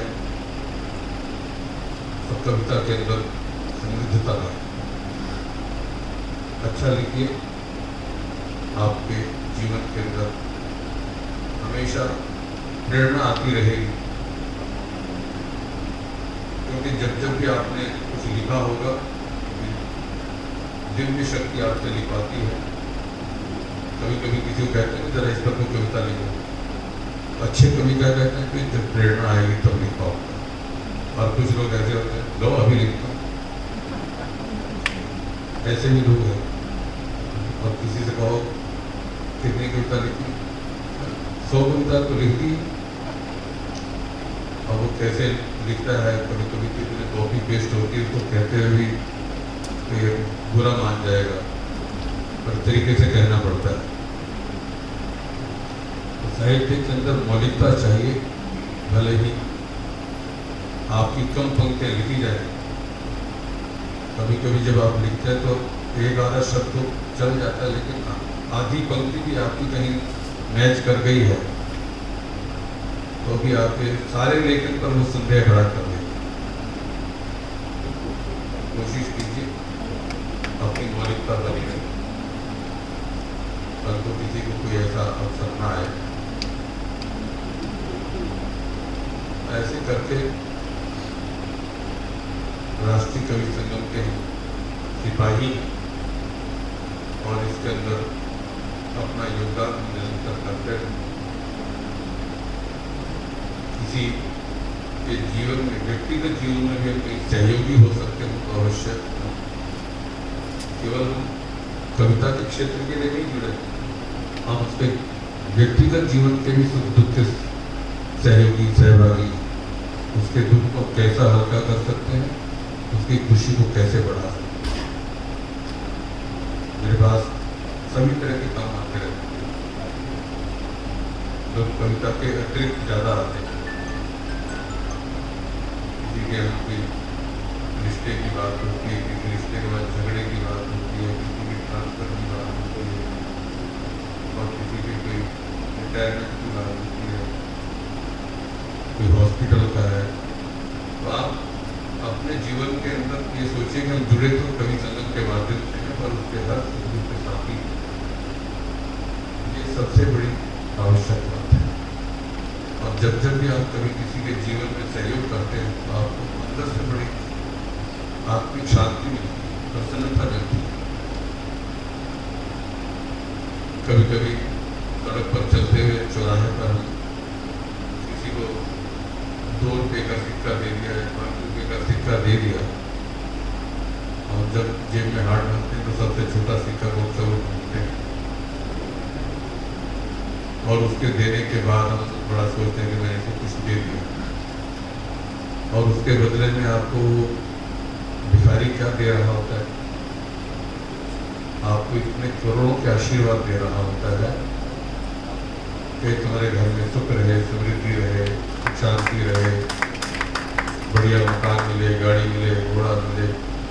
आपने 2 रुपये दिए और वो 2 करोड़ के तो आपको आशीर्वाद दे रहा है।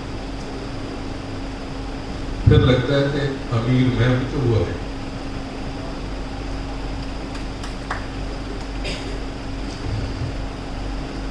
कोशिश कीजिए हम अपने जीवन के अंदर, कुंवर बेचैन जी की लाइनें बड़ी अच्छी लगती है, गमों की आंच पर आंसू बाल कर देखो, बनेंगे रंग किसी पर डाल कर देखो, तुम्हारे दिल की चुभन भी जरूर कम होगी, किसी के पांव से कांटा निकल।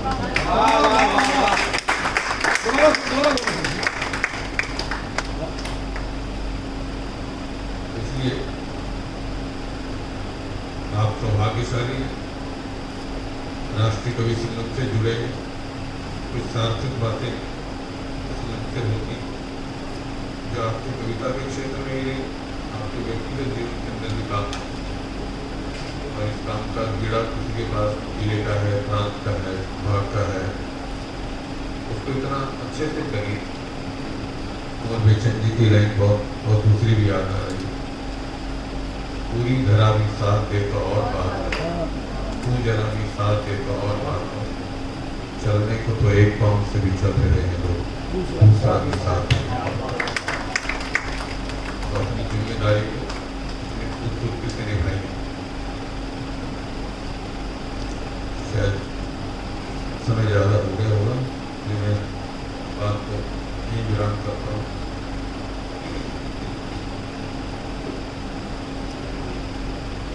मैं खुश रहूँ ना रहूँ पर सबको खुश रखता हूँ, मैं लापरवाह हूँ पर सबकी परवाह करता हूँ। जानता हूँ कोई गोल नहीं मेरा, पर आप जैसे अनमोल लोगों से रिश्ता रखता हूँ।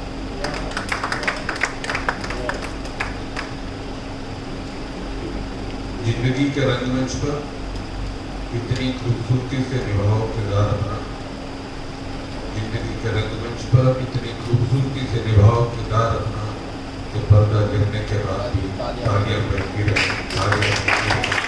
लोग याद करते हैं। बहुत बहुत धन्यवाद। राष्ट्रीय अध्यक्ष जी का, जिन्होंने बहुत ही सहजता से और हम कह सकते हैं कि एकदम हृदय स्पर्शी तरीके से हमें पाथेय प्रदान किया, भाव विभल कर दिया, बहुत ही अंदर तक हमारे को प्रभावित करने वाली। और जो राम जी का काज है उसके लिए निश्चित रूप से आपका पाथेय हमें निरंतर प्रेरित करता रहेगा। हमारे में से बहुत से कार्यकर्ताओं पर यहाँ प्रत्यक्ष श्री राम काव्य पाठ राष्ट्रीय प्रतियोगिता की जिम्मेदारी है। हम सब कार्यकर्ताओं को भी आदरणीय भाई साहब ने बड़ी ही सूक्ष्मता से कुछ निर्देश दिए हैं। हमें ध्यान में होगा, भाई साहब ने एक बात कही, कवि होना अच्छी बात है लेकिन कार्यकर्ता होना उससे अच्छी बात है। मेरे जैसे लोग जो कवि नहीं हैं उनका उत्साह वर्धन हो रहा है कि हाँ, हम भी इस राम जी के काज में जो छोटी मोटी भूमिका कोई गिलहरी की, कोई नल नील की कुछ हो सकती है तो वो भी हम निभा के और वास्तव में अपना जीवन सार्थक और सफल बना सकते हैं। जिस प्रकार से आयोजन होने हैं जिलों में, उसमें चर्चा की ये हो चुकी है कि अपने क्षेत्रों में जो विद्या भारती के विद्यालय हैं, आदर्श विद्या मंदिर के नाम से हमारे राजस्थान में बहुत सारे विद्यालय संचालित होते हैं, वहां भी हमारी चर्चा हो चुकी है। स्थानीय स्तर पर जिलों में वहां की जो समितियां हैं उनके प्रबंधन से हम सब चर्चा करके उनका सहयोग ले सकते हैं।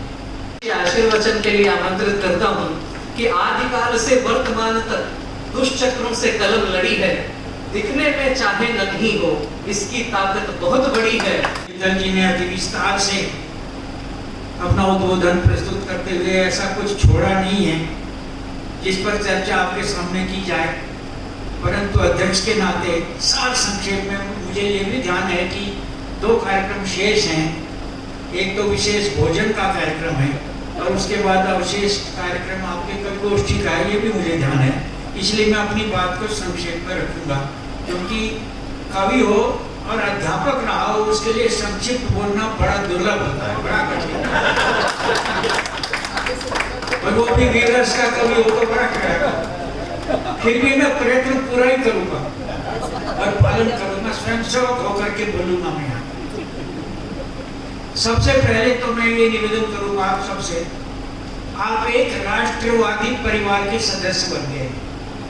राष्ट्रीय परिवार तो बहुत सारे हैं, लेकिन ये राष्ट्रीय विचारधारा पर आधारित जो संगठन है, इस राष्ट्रवादी परिवार के आप सदस्य हो। सर्वप्रथम तो मैं ये निवेदन कर दूं, जब इसका गठन हुआ, माननीय इंद्रेश जी और माननीय मित्तल जी ने जब हम जैसे कार्यकर्ताओं से आदेशित किया, निर्देशित किया, जो भी कह लीजिएगा, क्योंकि हमारे संघ की तो परंपरा है, यहाँ उम्र आदि नहीं देखी जाती। यहाँ ये है कि संगठन में किसका पद क्या है। हमारे यहाँ तो संघ की शाखाओं में अगर दादा संघ की शाखा पर जाना चाहे और पोता स्वयंसेवक उसका मुख्य शिक्षक हो तो उसकी अनुमति के बिना दादा की शाखा पर प्रवेश नहीं कर सकता। तो हमारे यहाँ तो परंपरा है। उसी परंपरा के अनुसार मैंने आपसे निवेदन किया था कि आखिर हमारी 2 संस्थाएं पहले से हैं। एक है अखिल भारतीय साहित्य परिषद, जो 1966 में स्थापित है और जिसके स्थापित करने वाले हम 4 लोग देश में इस समय जीवित हैं। शेष लोग इस धरती पर नहीं रहे। वो 4 लोग हम बच गए हैं जिन्होंने साहित्य परिषद, अखिल भारतीय साहित्य परिषद, जिसकी कुछ इकाई विदेशों में भी हैं, जिसको 1966 में स्थापित किया था। दूसरी संस्था थी संस्कार भारती, उसके भी प्रथम संस्थापक को मैं सौभाग्य मिला, छोटा सा कार्यकर्ता मैं था। तो मेरे दिमाग में ये प्रश्न था कि आखिर ये तीसरी संस्था क्यों। तो आप दोनों ने, जब मैंने ये जानते थे दोनों लोग कि ये जिज्ञासा अवश्य सामने आएगी, और अगर बलवीर सिंह करुण को नहीं कहना चाहिए कि सधाया गया और अपने पाले में नहीं लाया गया, तो जो कवि लोग हैं देश के, वो तो संस्कार भारती और साहित्य परिषद के कारण इनके परिचित हैं। इसने विरोध कर दिया तो बड़ा कठिन खेल हो। तो मुझे ही सबसे पहले आप लोगों ने निर्देशित करते हुए संतुष्ट किया, माननीय इंद्रेश जी ने विस्तार से मुझे संतुष्ट किया कि ऐसा कुछ नहीं है, उन दोनों संस्थाओं के विरोध में नहीं है ये संस्था। ये केवल कवियों के लिए है। शेष साहित्यकार, कलाकार उन दोनों संस्थाओं में हैं, सब तरह के हैं, और ये केवल मात्र कवियों का संगठन होगा और ये इसके उद्देश्य आदि होंगे। तो ये सारी बात हुई। मुझे तो आश्चर्य भी हुआ था कि 5 स्टार होटल में कैसे जान पर टैक्सी हो रही है। मैंने आपसे भी पूछा कि भाई साहब कार्यालय पे कर लेते, तो आपने कहा कुछ नहीं, अपने कार्यकर्ता का है, जैसे ये होटल अपनी गिरी का कार्यकर्ताओं का है, अपने लोगों का है, तो कोई ज़्यादा व्यवहार आता नहीं है, सब मिल जाते हैं कोई साथ की तरह से। तो इसी तरह से ये कार्यक्रम हुआ था, तब से इससे हम लोग जुड़े। मैं छोटी छोटी 2-3 बातें आपको बताऊंगा। सबसे पहले तो आपको मैं ये बताना चाहूँगा, ये संगठन किसी राजनीतिक दल का पिछड़कू नहीं है, ये स्पष्ट समझ लें। विचारधारा राष्ट्रवादी है, और जहाँ राष्ट्र की बात होगी, राजनीति में भी जो लोग राष्ट्र की बात करेंगे, राष्ट्र देवो भव की बात करेंगे, हम उनके साथ हैं, हमारा उन्हें समर्थन है और उनके साथ खड़े हैं। लेकिन अगर कोई केवल देश के विरोध में जाएगा और केवल वोट के लिए हमें बहकाना चाहेगा, तो ये संगठन उनके साथ जाने वाला, उनका भोंपू बनने वाला नहीं। केवल वोट के लिए हम उनके साथ नहीं होंगे, राष्ट्र की बात करेंगे जिसके लिए हम समर्पित हैं। मैं एक पुस्तक का नाम लेकर अपनी बात शुरू करूंगा। अंग्रेजी की एक पुस्तक है जस्टिस ऑन ट्रायल, 1960, बहुत पहले था 1960 में मैं प्रथम वर्ष ओटीसी करने गया। संघ का एक प्रशिक्षण होता है, आप जानते हैं, तब 1 महीने को होता था, अब छोटा हो गया है। तो दिल्ली में सालवान हायर सेकेंडरी में हुआ था। उसके बाद राजस्थान के अलग शुरू हो गए और वो संयुक्त था वहां पर। वहां से मैंने वो पुस्तक खरीदी। ये बताना जरूरी है आपको, जस्टिस ऑन ट्रायल। लोगों ने कहा, हम लोग, मैं जो बताना चाह रहा हूँ, लोग कहेंगे ये बीजेपी का संगठन है, ऐसा नहीं है, उसका अनुयायी संगठन नहीं है। वो देशभक्ति की बात करते हैं तो हमारा उनको समर्थन है, लेकिन हम राष्ट्रीय स्वयंसेवक संघ के स्वयंसेवक हैं, इससे हम कभी इनकार नहीं कर सकते, इस पर हमें गर्व है, ये स्पष्ट है। हम किसी को नहीं कहते कि आप शाखा जाया करो, हम किसी कवि को नहीं कहते कि संघ के स्वयंसेवक बन जाओ, लेकिन आप संघ के विरोध में जाएंगे, राम के विरोध में जाएंगे, तो फिर इस संगठन में तकरार होगा, आपका यहाँ पर स्वागत नहीं हो सकता। मैं जस्टिस ऑन ट्रायल में से 2 पंक्तियां पढ़ता हूँ। लोग आज भी कहते हैं, बेवकूफ बनाते हैं और बोलते ही रहते हैं, अकल ही सुप्रीम कोर्ट का निर्णय है, वही मैं यहाँ आप लोगों को बताना चाहता हूँ। कहते हैं गांधी जी की हत्या कर दी संघ ने। अरे सुप्रीम कोर्ट का निर्णय है भाई। मैं कुछ पंक्तियां पढ़ता हूँ उस किताब से। महाराष्ट्र विधानसभा में जब प्रश्न उठा, वहां के गृह मंत्री से 3 प्रश्न पूछे गए। ये इस पुस्तक में छपा है, कोई पढ़ सकता है, इसलिए नाम लिया मैंने, जस्टिस ऑन ट्रायल। उनसे पूछा गया, क्या राष्ट्रीय स्वयंसेवक संघ से प्रतिबंध जो हटाया गया है किसी शर्त के अनुसार हटाया गया? उन्होंने उत्तर दिया नो, अंग्रेजी में है वो कार्रवाई। फिर आया, क्या संघ ने कोई अभिवचन दिया है, कोई लिखित में आपको दिया है ऐसा हलफनामा आदि कि भविष्य में हम ये काम नहीं करेंगे? महाराष्ट्र विधानसभा वो भी कांग्रेस, वहां पर उत्तर आया नो। प्रश्न यह आया, संघ का प्रत्यक्ष या अप्रत्यक्ष हाथ गांधी जी की हत्या में था क्या? उस कांग्रेस की विधानसभा के गृह मंत्री ने उत्तर दिया नो।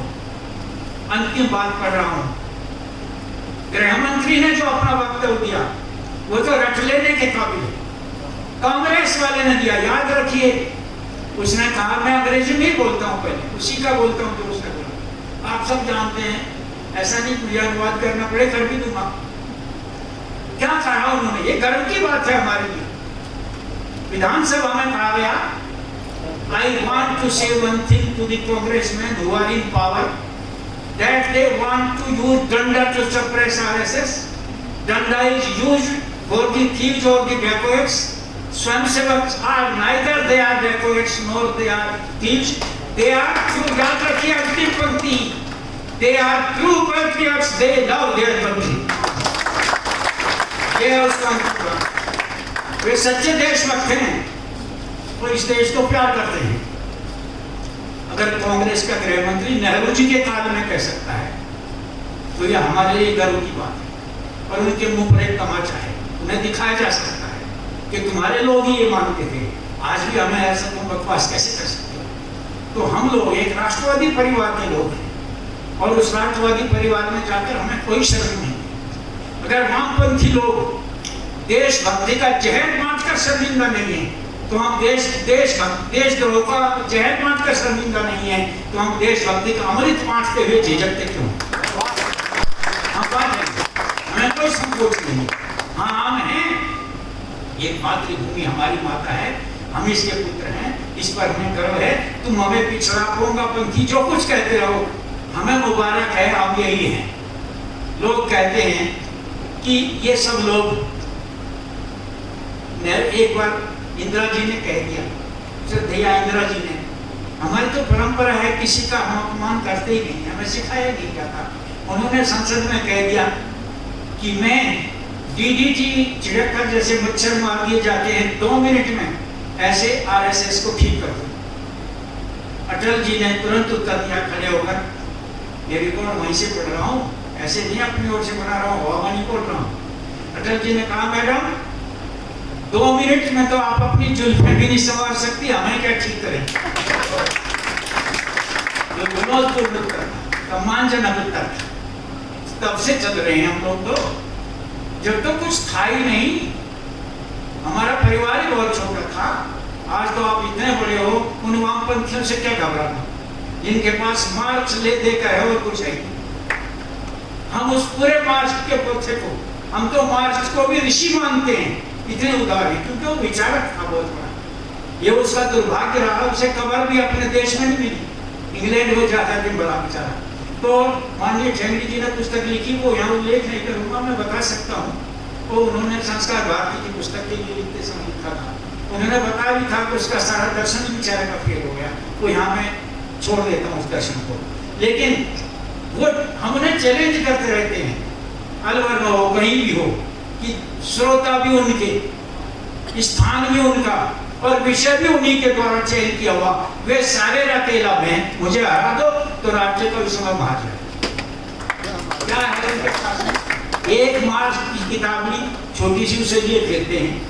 यहाँ पर अष्टादश पुराण सूचना है, क्या क्या है इस देश की संस्कृति में, वो क्या करेंगे? तो आप लोग गर्वित होइए, आप अपनी संस्कृति पर गर्व करिए, देशभक्ति पर गर्व करिएगा।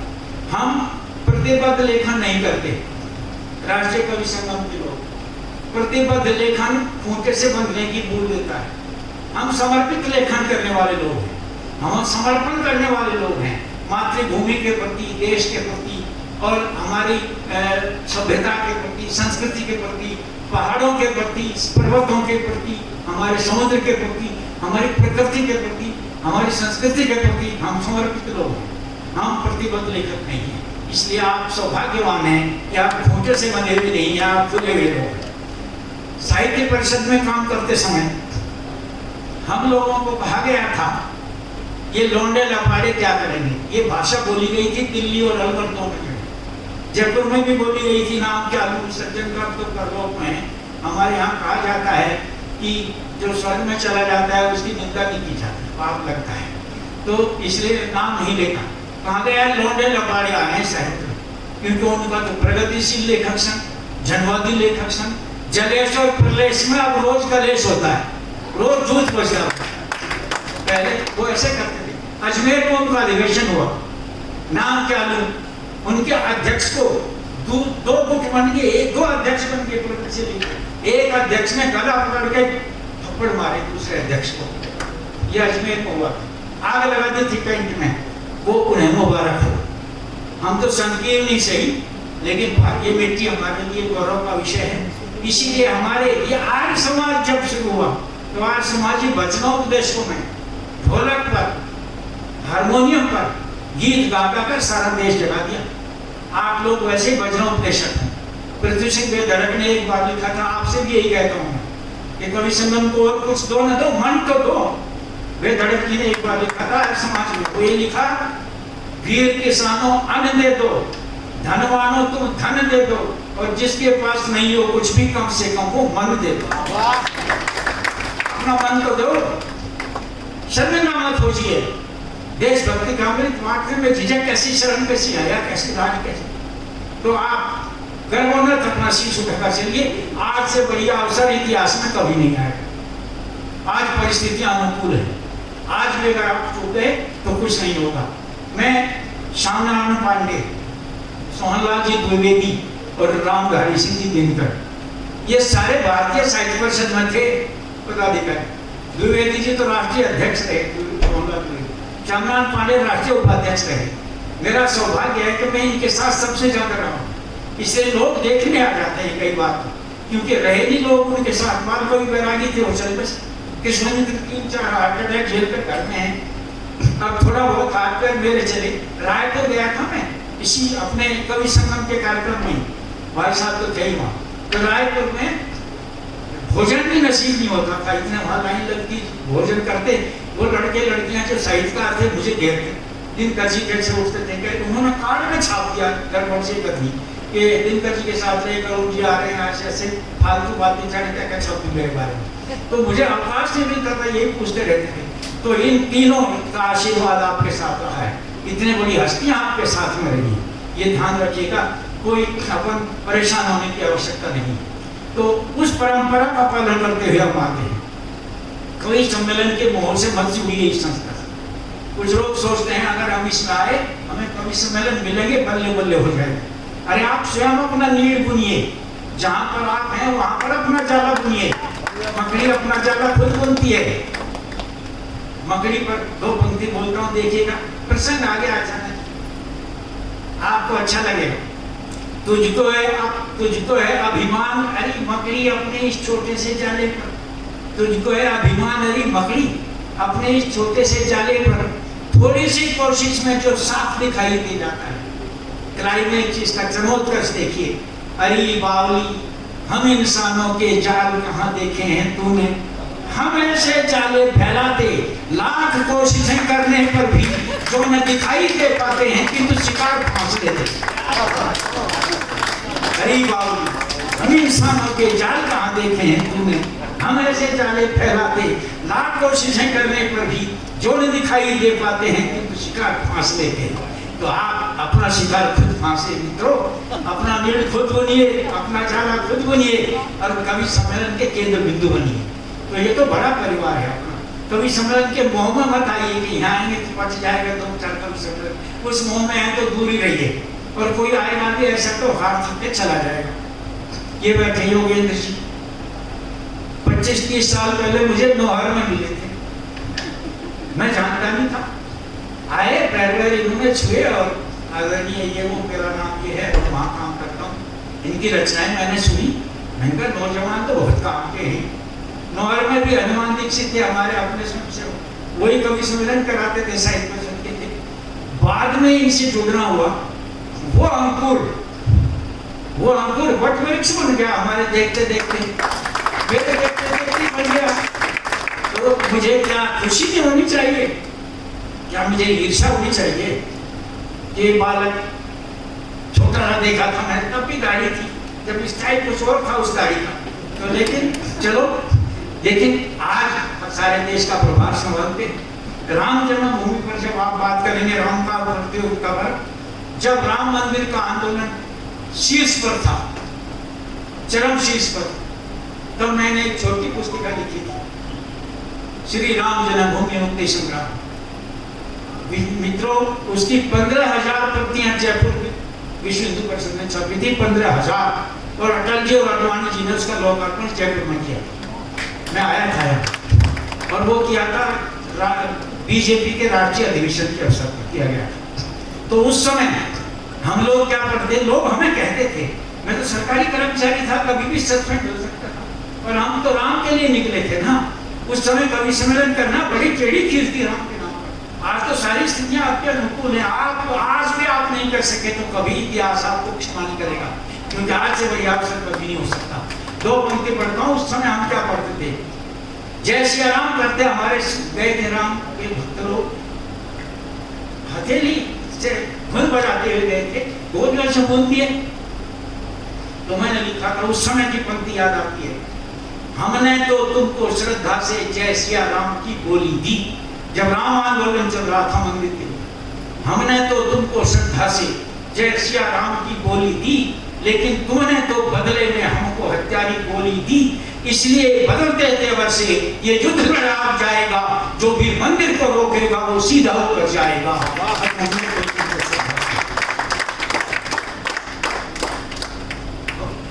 डायर देखिए, जनरल डायर भी तो आया था ना, तो जनरल डायर आया, उसने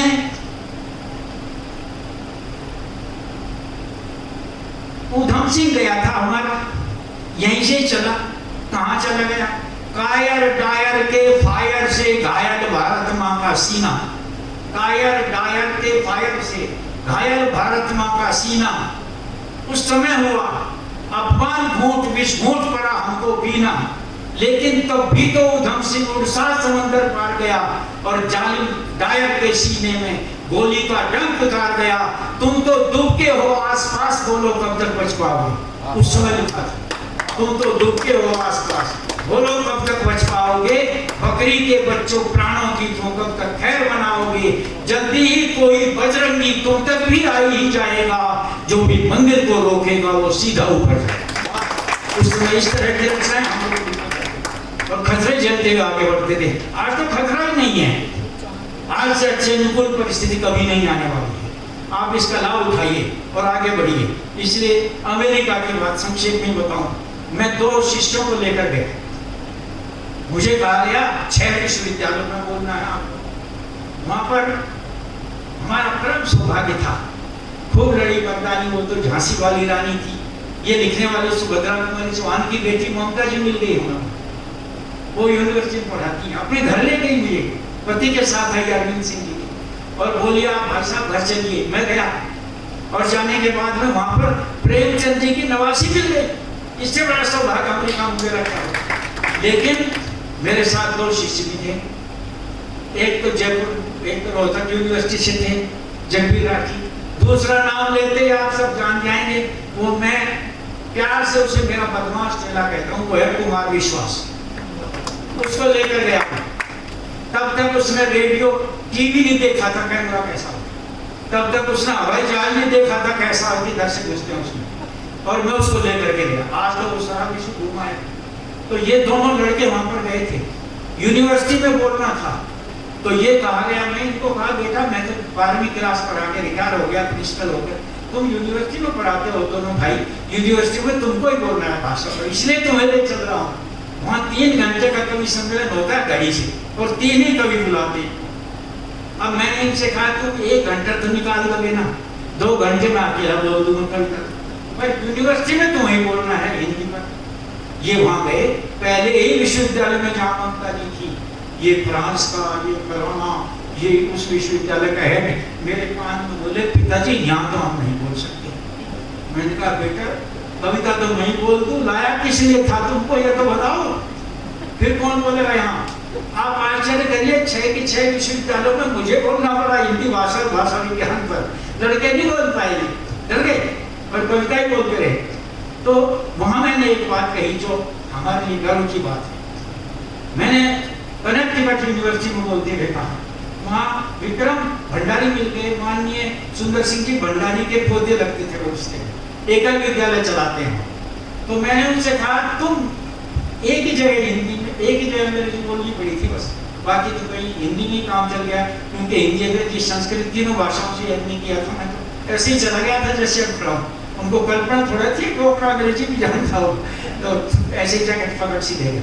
तो आखिर मैंने उनसे कहा कि ईमानदारी से हाथ करिए, हमें आप धर्मांध कहते हो, आप विज्ञानांध लो, और विज्ञानांध के साथ साथ हमसे भी ज्यादा धर्मांध हो।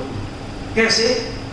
मैंने कहा बताइए, मैंने एक जगह पढ़ा है कि काली खांसी जब हो जाती है, जिसे कुकर खांसी भी कहते हैं, आप लोग काली गधी के नीचे से निकलते हैं। तो अनेक हाथ खड़े हो गए ईमानदारी से, हाँ साहब निकलते हैं। मैंने कहा ये क्या है? काली गधी के नीचे से निकलने से काली खांसी दूर होती है।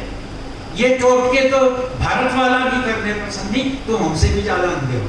तो ये उनको उत्तर आपको ऐसे देना पड़ेगा, हिम्मत से देना पड़ेगा जहां भी आप जाएंगे। मित्रों, मैंने 2 फिल्में बनाई, उनकी चर्चा और कर देता हूँ। आप जहां भी जाए कवि के रूप में, उसका इतिहास देखिएगा। उन्नाव मेरा सम्मान हुआ कवि सम्मेलन में। मैंने कहा जी एक दिन पहले आऊंगा, किराया मैं दूंगा, टैक्सी करवाइए, निराला जी के गांव जाऊंगा। तो वहां पर बताया मुझे, मैंने कहा जी कोई कभी गया था कि साहब इतने कवि आए, कवि सम्मेलन हर साल होता है, अब तक तो कोई निराला जी के गांव गया है। आप पहले आदमी हो जो पहले दिन आए हो और खर्चा होता हो। पर उन्होंने पैसा तो मुझसे नहीं दिया। निराला जी के गांव मुझे भेजा, मैंने वहां चतुरी चमार का घर ढूंढ दिया, मैंने वहां बिल्लेश्वर बकरिया का घर ढूंढ दिया। उन लोगों को पता नहीं था कौन सा घर है। और जाकर के जब पात्र हैं निराला के बहुत बड़े, मैं जब उनके घर के सामने खड़ा था, निराला जी के कच्चा है, ढह गया है, मूर्ति छोटी सी लगी हुई है और एक ही कमरा पक्का है केवल, उसमें चक्की रखी हुई है, इसमें निराला जी पत्नी के मरने के बाद चक्की पीसकर अपने बच्चों को रोटी खिला करते थे।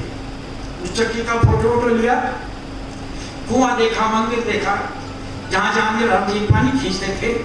तो जब मैं ये कह रहा था, गली में खड़ा होकर, छोटा सा गांव है, कि वो बिल्लेश्वर बकरिया का घर भी तो होना चाहिए इसी गांव में, या वो पात्र काल्पनिक है। तो घूंघट में से एक हाथ हिला, एक चबूतरे से। मैं गया, उनके बिटिया क्या बात है कि साहब बाबा जी अंदर आ जाओ, बिल्लेश्वर बकरिया का घर यही है। मेरे आश्चर्य का ठिकाना नहीं रहा कि बिल्लेश्वर बकरिया का घर ये। निराला ने जिस पर पोथा लिख दिया, तो वो अंदर गई। मैंने कहा बिटिया घूंघट खोलो, ऐसे तो बात बनेगी नहीं, मैं तो तेरे दादा के बराबर हूँ, मुझे फोटो खींचना पड़ेगा, फिल्म बनानी पड़ेगी, और मैं दिखाऊंगा कि ऐसे ऐसे बिल्लेश्वर बकरिया के पौत्र के भी बड़े, उसके पौत्र की बहुत थी वो, बड़े पौत्र की। और उसने खोल दिया घूंघट। मैं गया, मैं कहा बेटी छाछ पिला दे।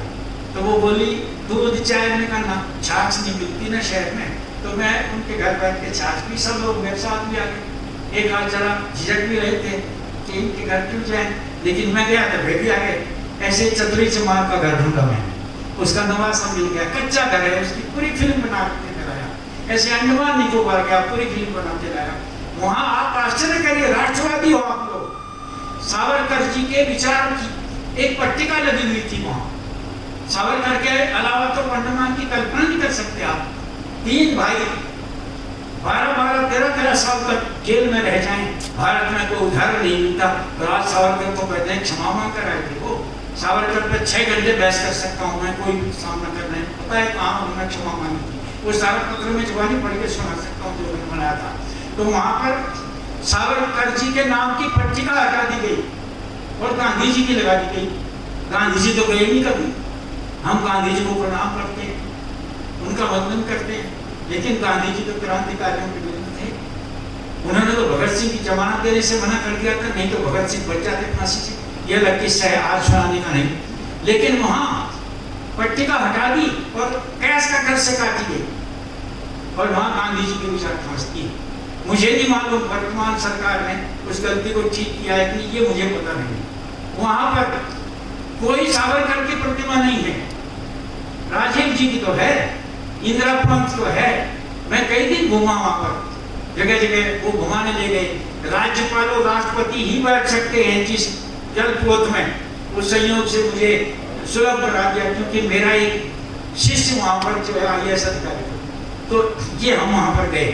तो ऐसे जहां भी आप जाएं उसका इतिहास खोजिएगा, इतिहास खोज करके गौरवशाली क्षण को कैद करिएगा अपने पास में। जब मेरे से तो आता नहीं ये सब बनाना। अमेरिका में मैंने गलत बटन दबा दिया, रील का कैमरा तो सब खत्म हो गया। पोते पोतियों ने सिखाया था, दादा सत्यानाश गया मेरा बेटा, मेरे से आया ही। अब ये बटन बुटन से दबाने उन्होंने सिखा रखे, फिर भी मैं बना लाया जैसे तैसे। तो आप उस गौरवशाली परंपरा के अंग हैं। इसलिए मैं अपनी बात समापन की ओर जाते हुए निवेदन आपसे करना चाहता हूँ कि राम का जो पाठपुत्र उनका जब हो, आप शर्मिंदा मत होइए, लज्जित मत होइए। राम पर बात नहीं कर सकते हो तो किस पर करोगे? अगर राम हमारे आराध्य नहीं तो फिर कौन है?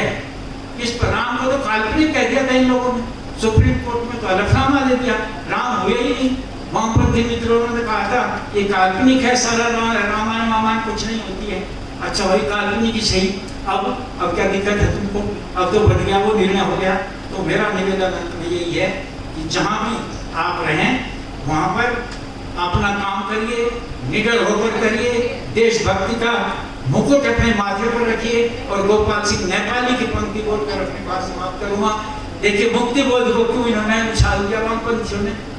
धूमिल को कैसे आकाश पे ठान दिया, गोपाल सिंह नेपाली का तो नाम लेने नहीं दिया गया, आज तक नहीं दिया गया, क्योंकि वहां पेंसिल का था ना, यहाँ तो काम सारा। तो धूमिल की वो किताब जो संसद से सड़क तक, जिसके बारे में बकवास करते रहते हैं कि विश्व की फिल्मों और फलानी, आप अपना कमरा बंद करके रजाई में टॉर्च लगा कर पढ़िए तो भी शर्म लगेगी, इतनी गंदी किताब है, ऐसी भाषा है उसमें, वो शब्द है मैं बोल भी नहीं सकता यहाँ पर। तो उस धूमिल को तो आसमान में ठान कर नेपाली, गोपाल सिंह नेपाली की पंक्ति पढ़कर बात खत्म करता हूँ। आज गोपाल सिंह नेपाली की परंपरा को पालन करेगा। नेपाली कहते हैं तहजीब यहाँ आवारा तो जिम्मेदार किनारा, क्या पाप करे क्या पुण्य करे गंगा जमुना की धारा, तुम न्योछावर हो टोपी पर हम ताज उछाला करते, न्योछावर हो टोपी पर। और उनकी एक पंक्ति और पढ़ता हूँ, राजा बैठे सिंहासन पर, राजा बैठे सिंहासन पर, ये मुकुटों पर आसीन कलम, मेरा धन है स्वाधीन कलम, मेरा धन है मुकुटों पर आसीन कलम। तो उस परंपरा के भाग बनिएगा। मैं समझता हूँ कि मुझे अब चुप हो ही जाना चाहिए, कन्यावती सिंह धरती वो किसी काम का नहीं। तो हमारे को भगवान राम का काम करना है। अभी भोजन का समय हो गया है।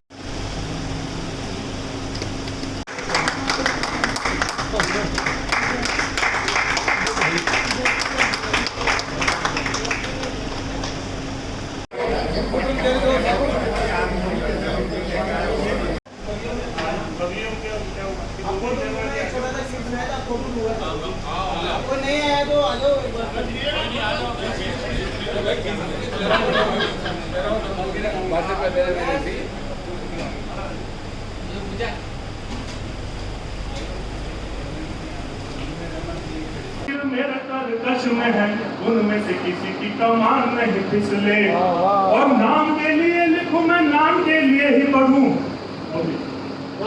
नाम के लिए लिखूं मैं, नाम के लिए ही पढ़ूं, दाम के लिए मेरा ईमान नहीं फिसले, नाम के लिए लिखूं मैं, नाम के लिए ही पढ़ूं, दाम के लिए मेरा ईमान नहीं फिसले, और जो भी पढ़ूं मंच पर मैं सभ्य और शालीन पढ़ूं, जो भी पढ़ूं मंच पर मैं सभ्य और शालीन पढ़ूं, मेरे हाथों मंच का सम्मान नहीं फिसले, सम्मान नहीं फिसले। बहुत अच्छा, वाह वाह। आगे तो कुछ नाम पे चार पंक्तियां।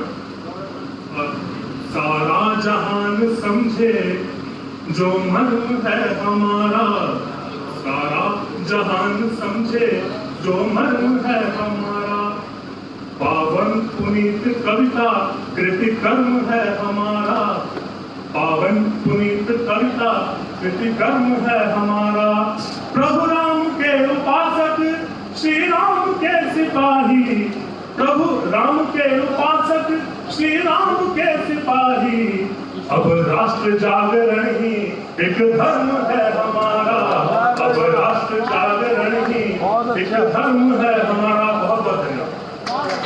बहुत धन्यवाद। अगले क्रम में जयपुर से श्रीमती सुशीला राणा जी, आज आपकी पुस्तक का विमोचन नहीं हुआ था, आप अपना काव्य पाठ प्रस्तुत करें, और इनके बाद श्री संजय कुमार शर्मा नूतन जी तैयार रहें।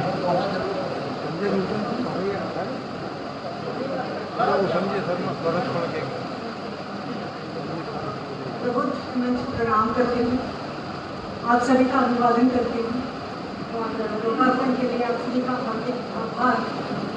गुरुग्राम में रहा करते थे, अभी मैं जयपुर आई हूँ, तो मेरे लिए सबसे मिलजुल करते हैं। पहला दोहा आदरणीय योगेंद्र शर्मा की फरमाइश पर दोहा संज्ञा आया था। इस दोहे के तीसरे चरण से उसका शीर्षक बना था, ढाई आखिर में पढ़ा जब से तुझे कभी, ढाई आखिर में पढ़ा जब से तुझे कभी, देह जुलाहा हो गई मनुआ हुआ, देह जुलाहा हो गई मनुआ हुआ।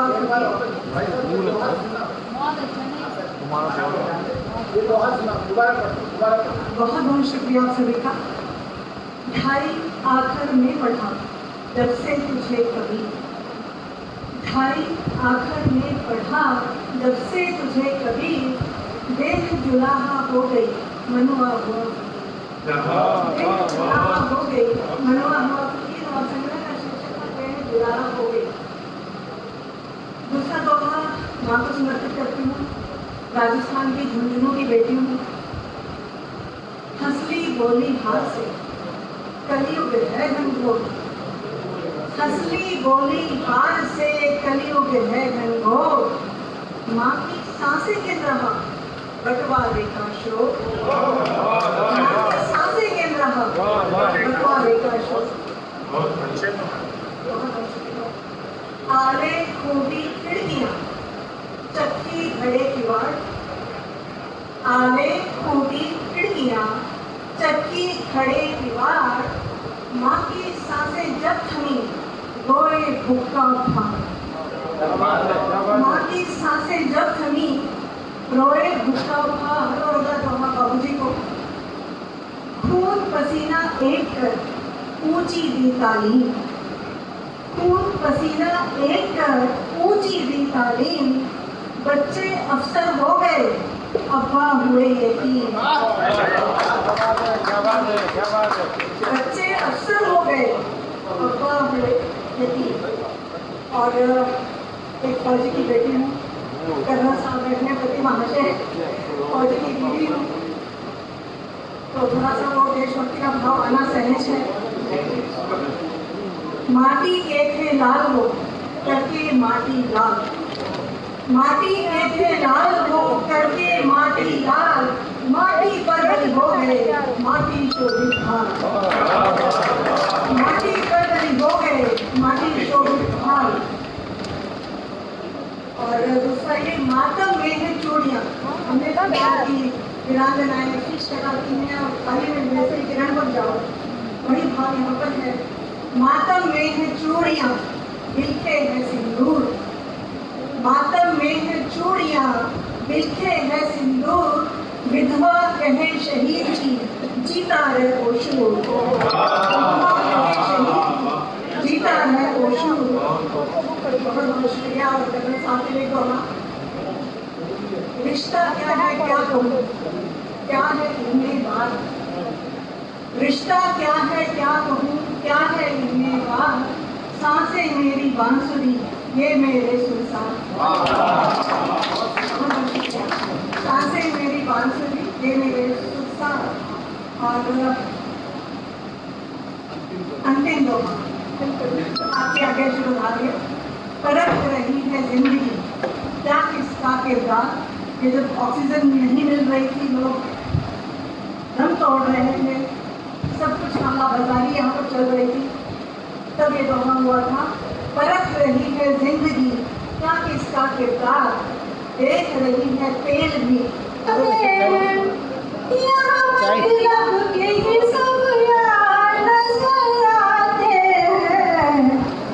दिल के रिश्ते भी तार तार नजर आते। दिल के रिश्ते भी तार तार नजर आते। अगला वन सुनिए।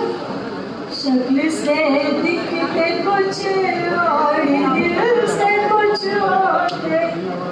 शक्ल से दिखते कुछ और दिल से कुछ और। शक्ल से दिखते कुछ और दिल से कुछ और। सभी के दोहरे किरदार नजर आते हैं। सभी के दोहरे किरदार नजर आते हैं। चाहती थी जिसे वो लोग बेवफा निकले। चाहती थी जिसे वो लोग बेवफा निकले। चाहती थी जिसे वो लोग बेवफा निकले। इश्क अब सबको ही व्यापार नजर आते हैं। इश्क अब सबको ही व्यापार नजर आते हैं। सितमगरों के लबों पर नाम होती है। सितमगरों के लबों पर नाम होती है। सितमगरों के लबों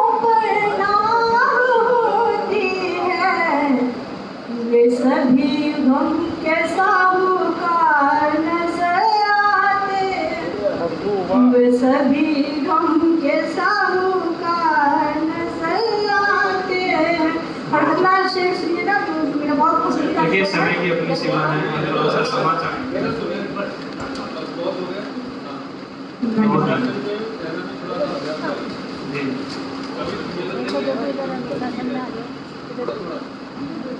कार्यक्रम के अगले क्रम में जिला धौलपुर से अध्यक्ष श्री गोविंद गुरु जी उपस्थित हैं।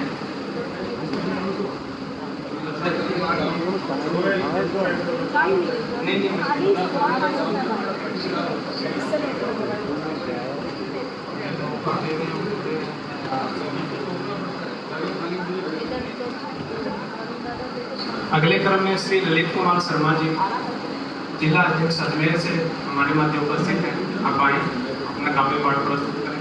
ललित जी।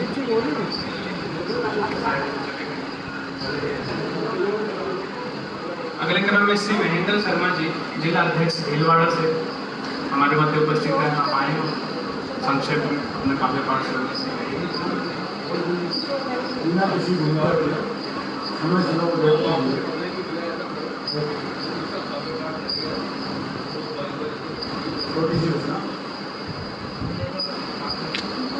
माया के इस मोह जाल अपनी जिंदगी में मुखातिब बना। माया के इस मोह जाल में उलझ गई तो दुख पाएगी, राहों के इस चक्रव्यूह से निकल गई तो सुख पाएगी। जीवन में दो ही विकल्प है, मध्य मार्ग है मृग मरीचि का, गलत चुना तो पछताएगी।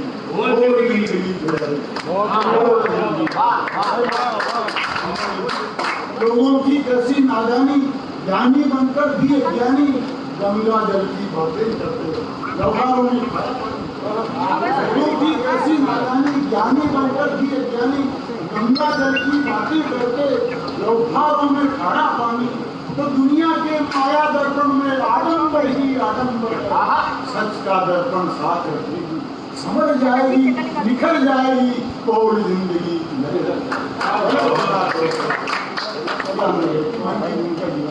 बहुत ही मन का नटखट होता है, बिना लिखा नाटक होता है।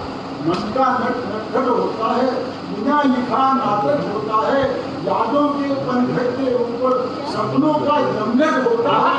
तो उधर खनक है मधुकर्षों की, इधर आरती का धुंधन है। उधर गई तो बहक जाएगी, इधर महक से भर जाएगी और जिंदगी।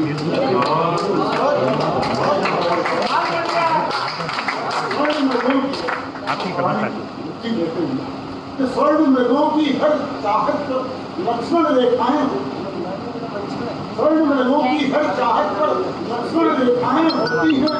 मर्यादाएं जहाँ टूटती आए होती है तो सीता हरण प्रसंग उधर है। चीर हरण के दृश्य इधर है, उधर बंदनी बन जाएगी, इधर शर्म से मर जाएगी। अंत नहीं कृष्णा का प्रायश्चित इतिहास, अंत नहीं कृष्णा का कोई प्रायश्चित इतिहास रहा है। इंडिया का पुश्तैनी घर को सुख के पास रहा है। इंडिया का पुश्तैनी घर को सुख के घर के पास रहा है। तो इंद्रासन के चित्र उधर है, मन का विश्वामित्र इधर। इंद्रासन के चित्र उधर है, मन का विश्वामित्र इधर है। वही मेघना फिर आई तो भंग तपस्या कर जाएगा।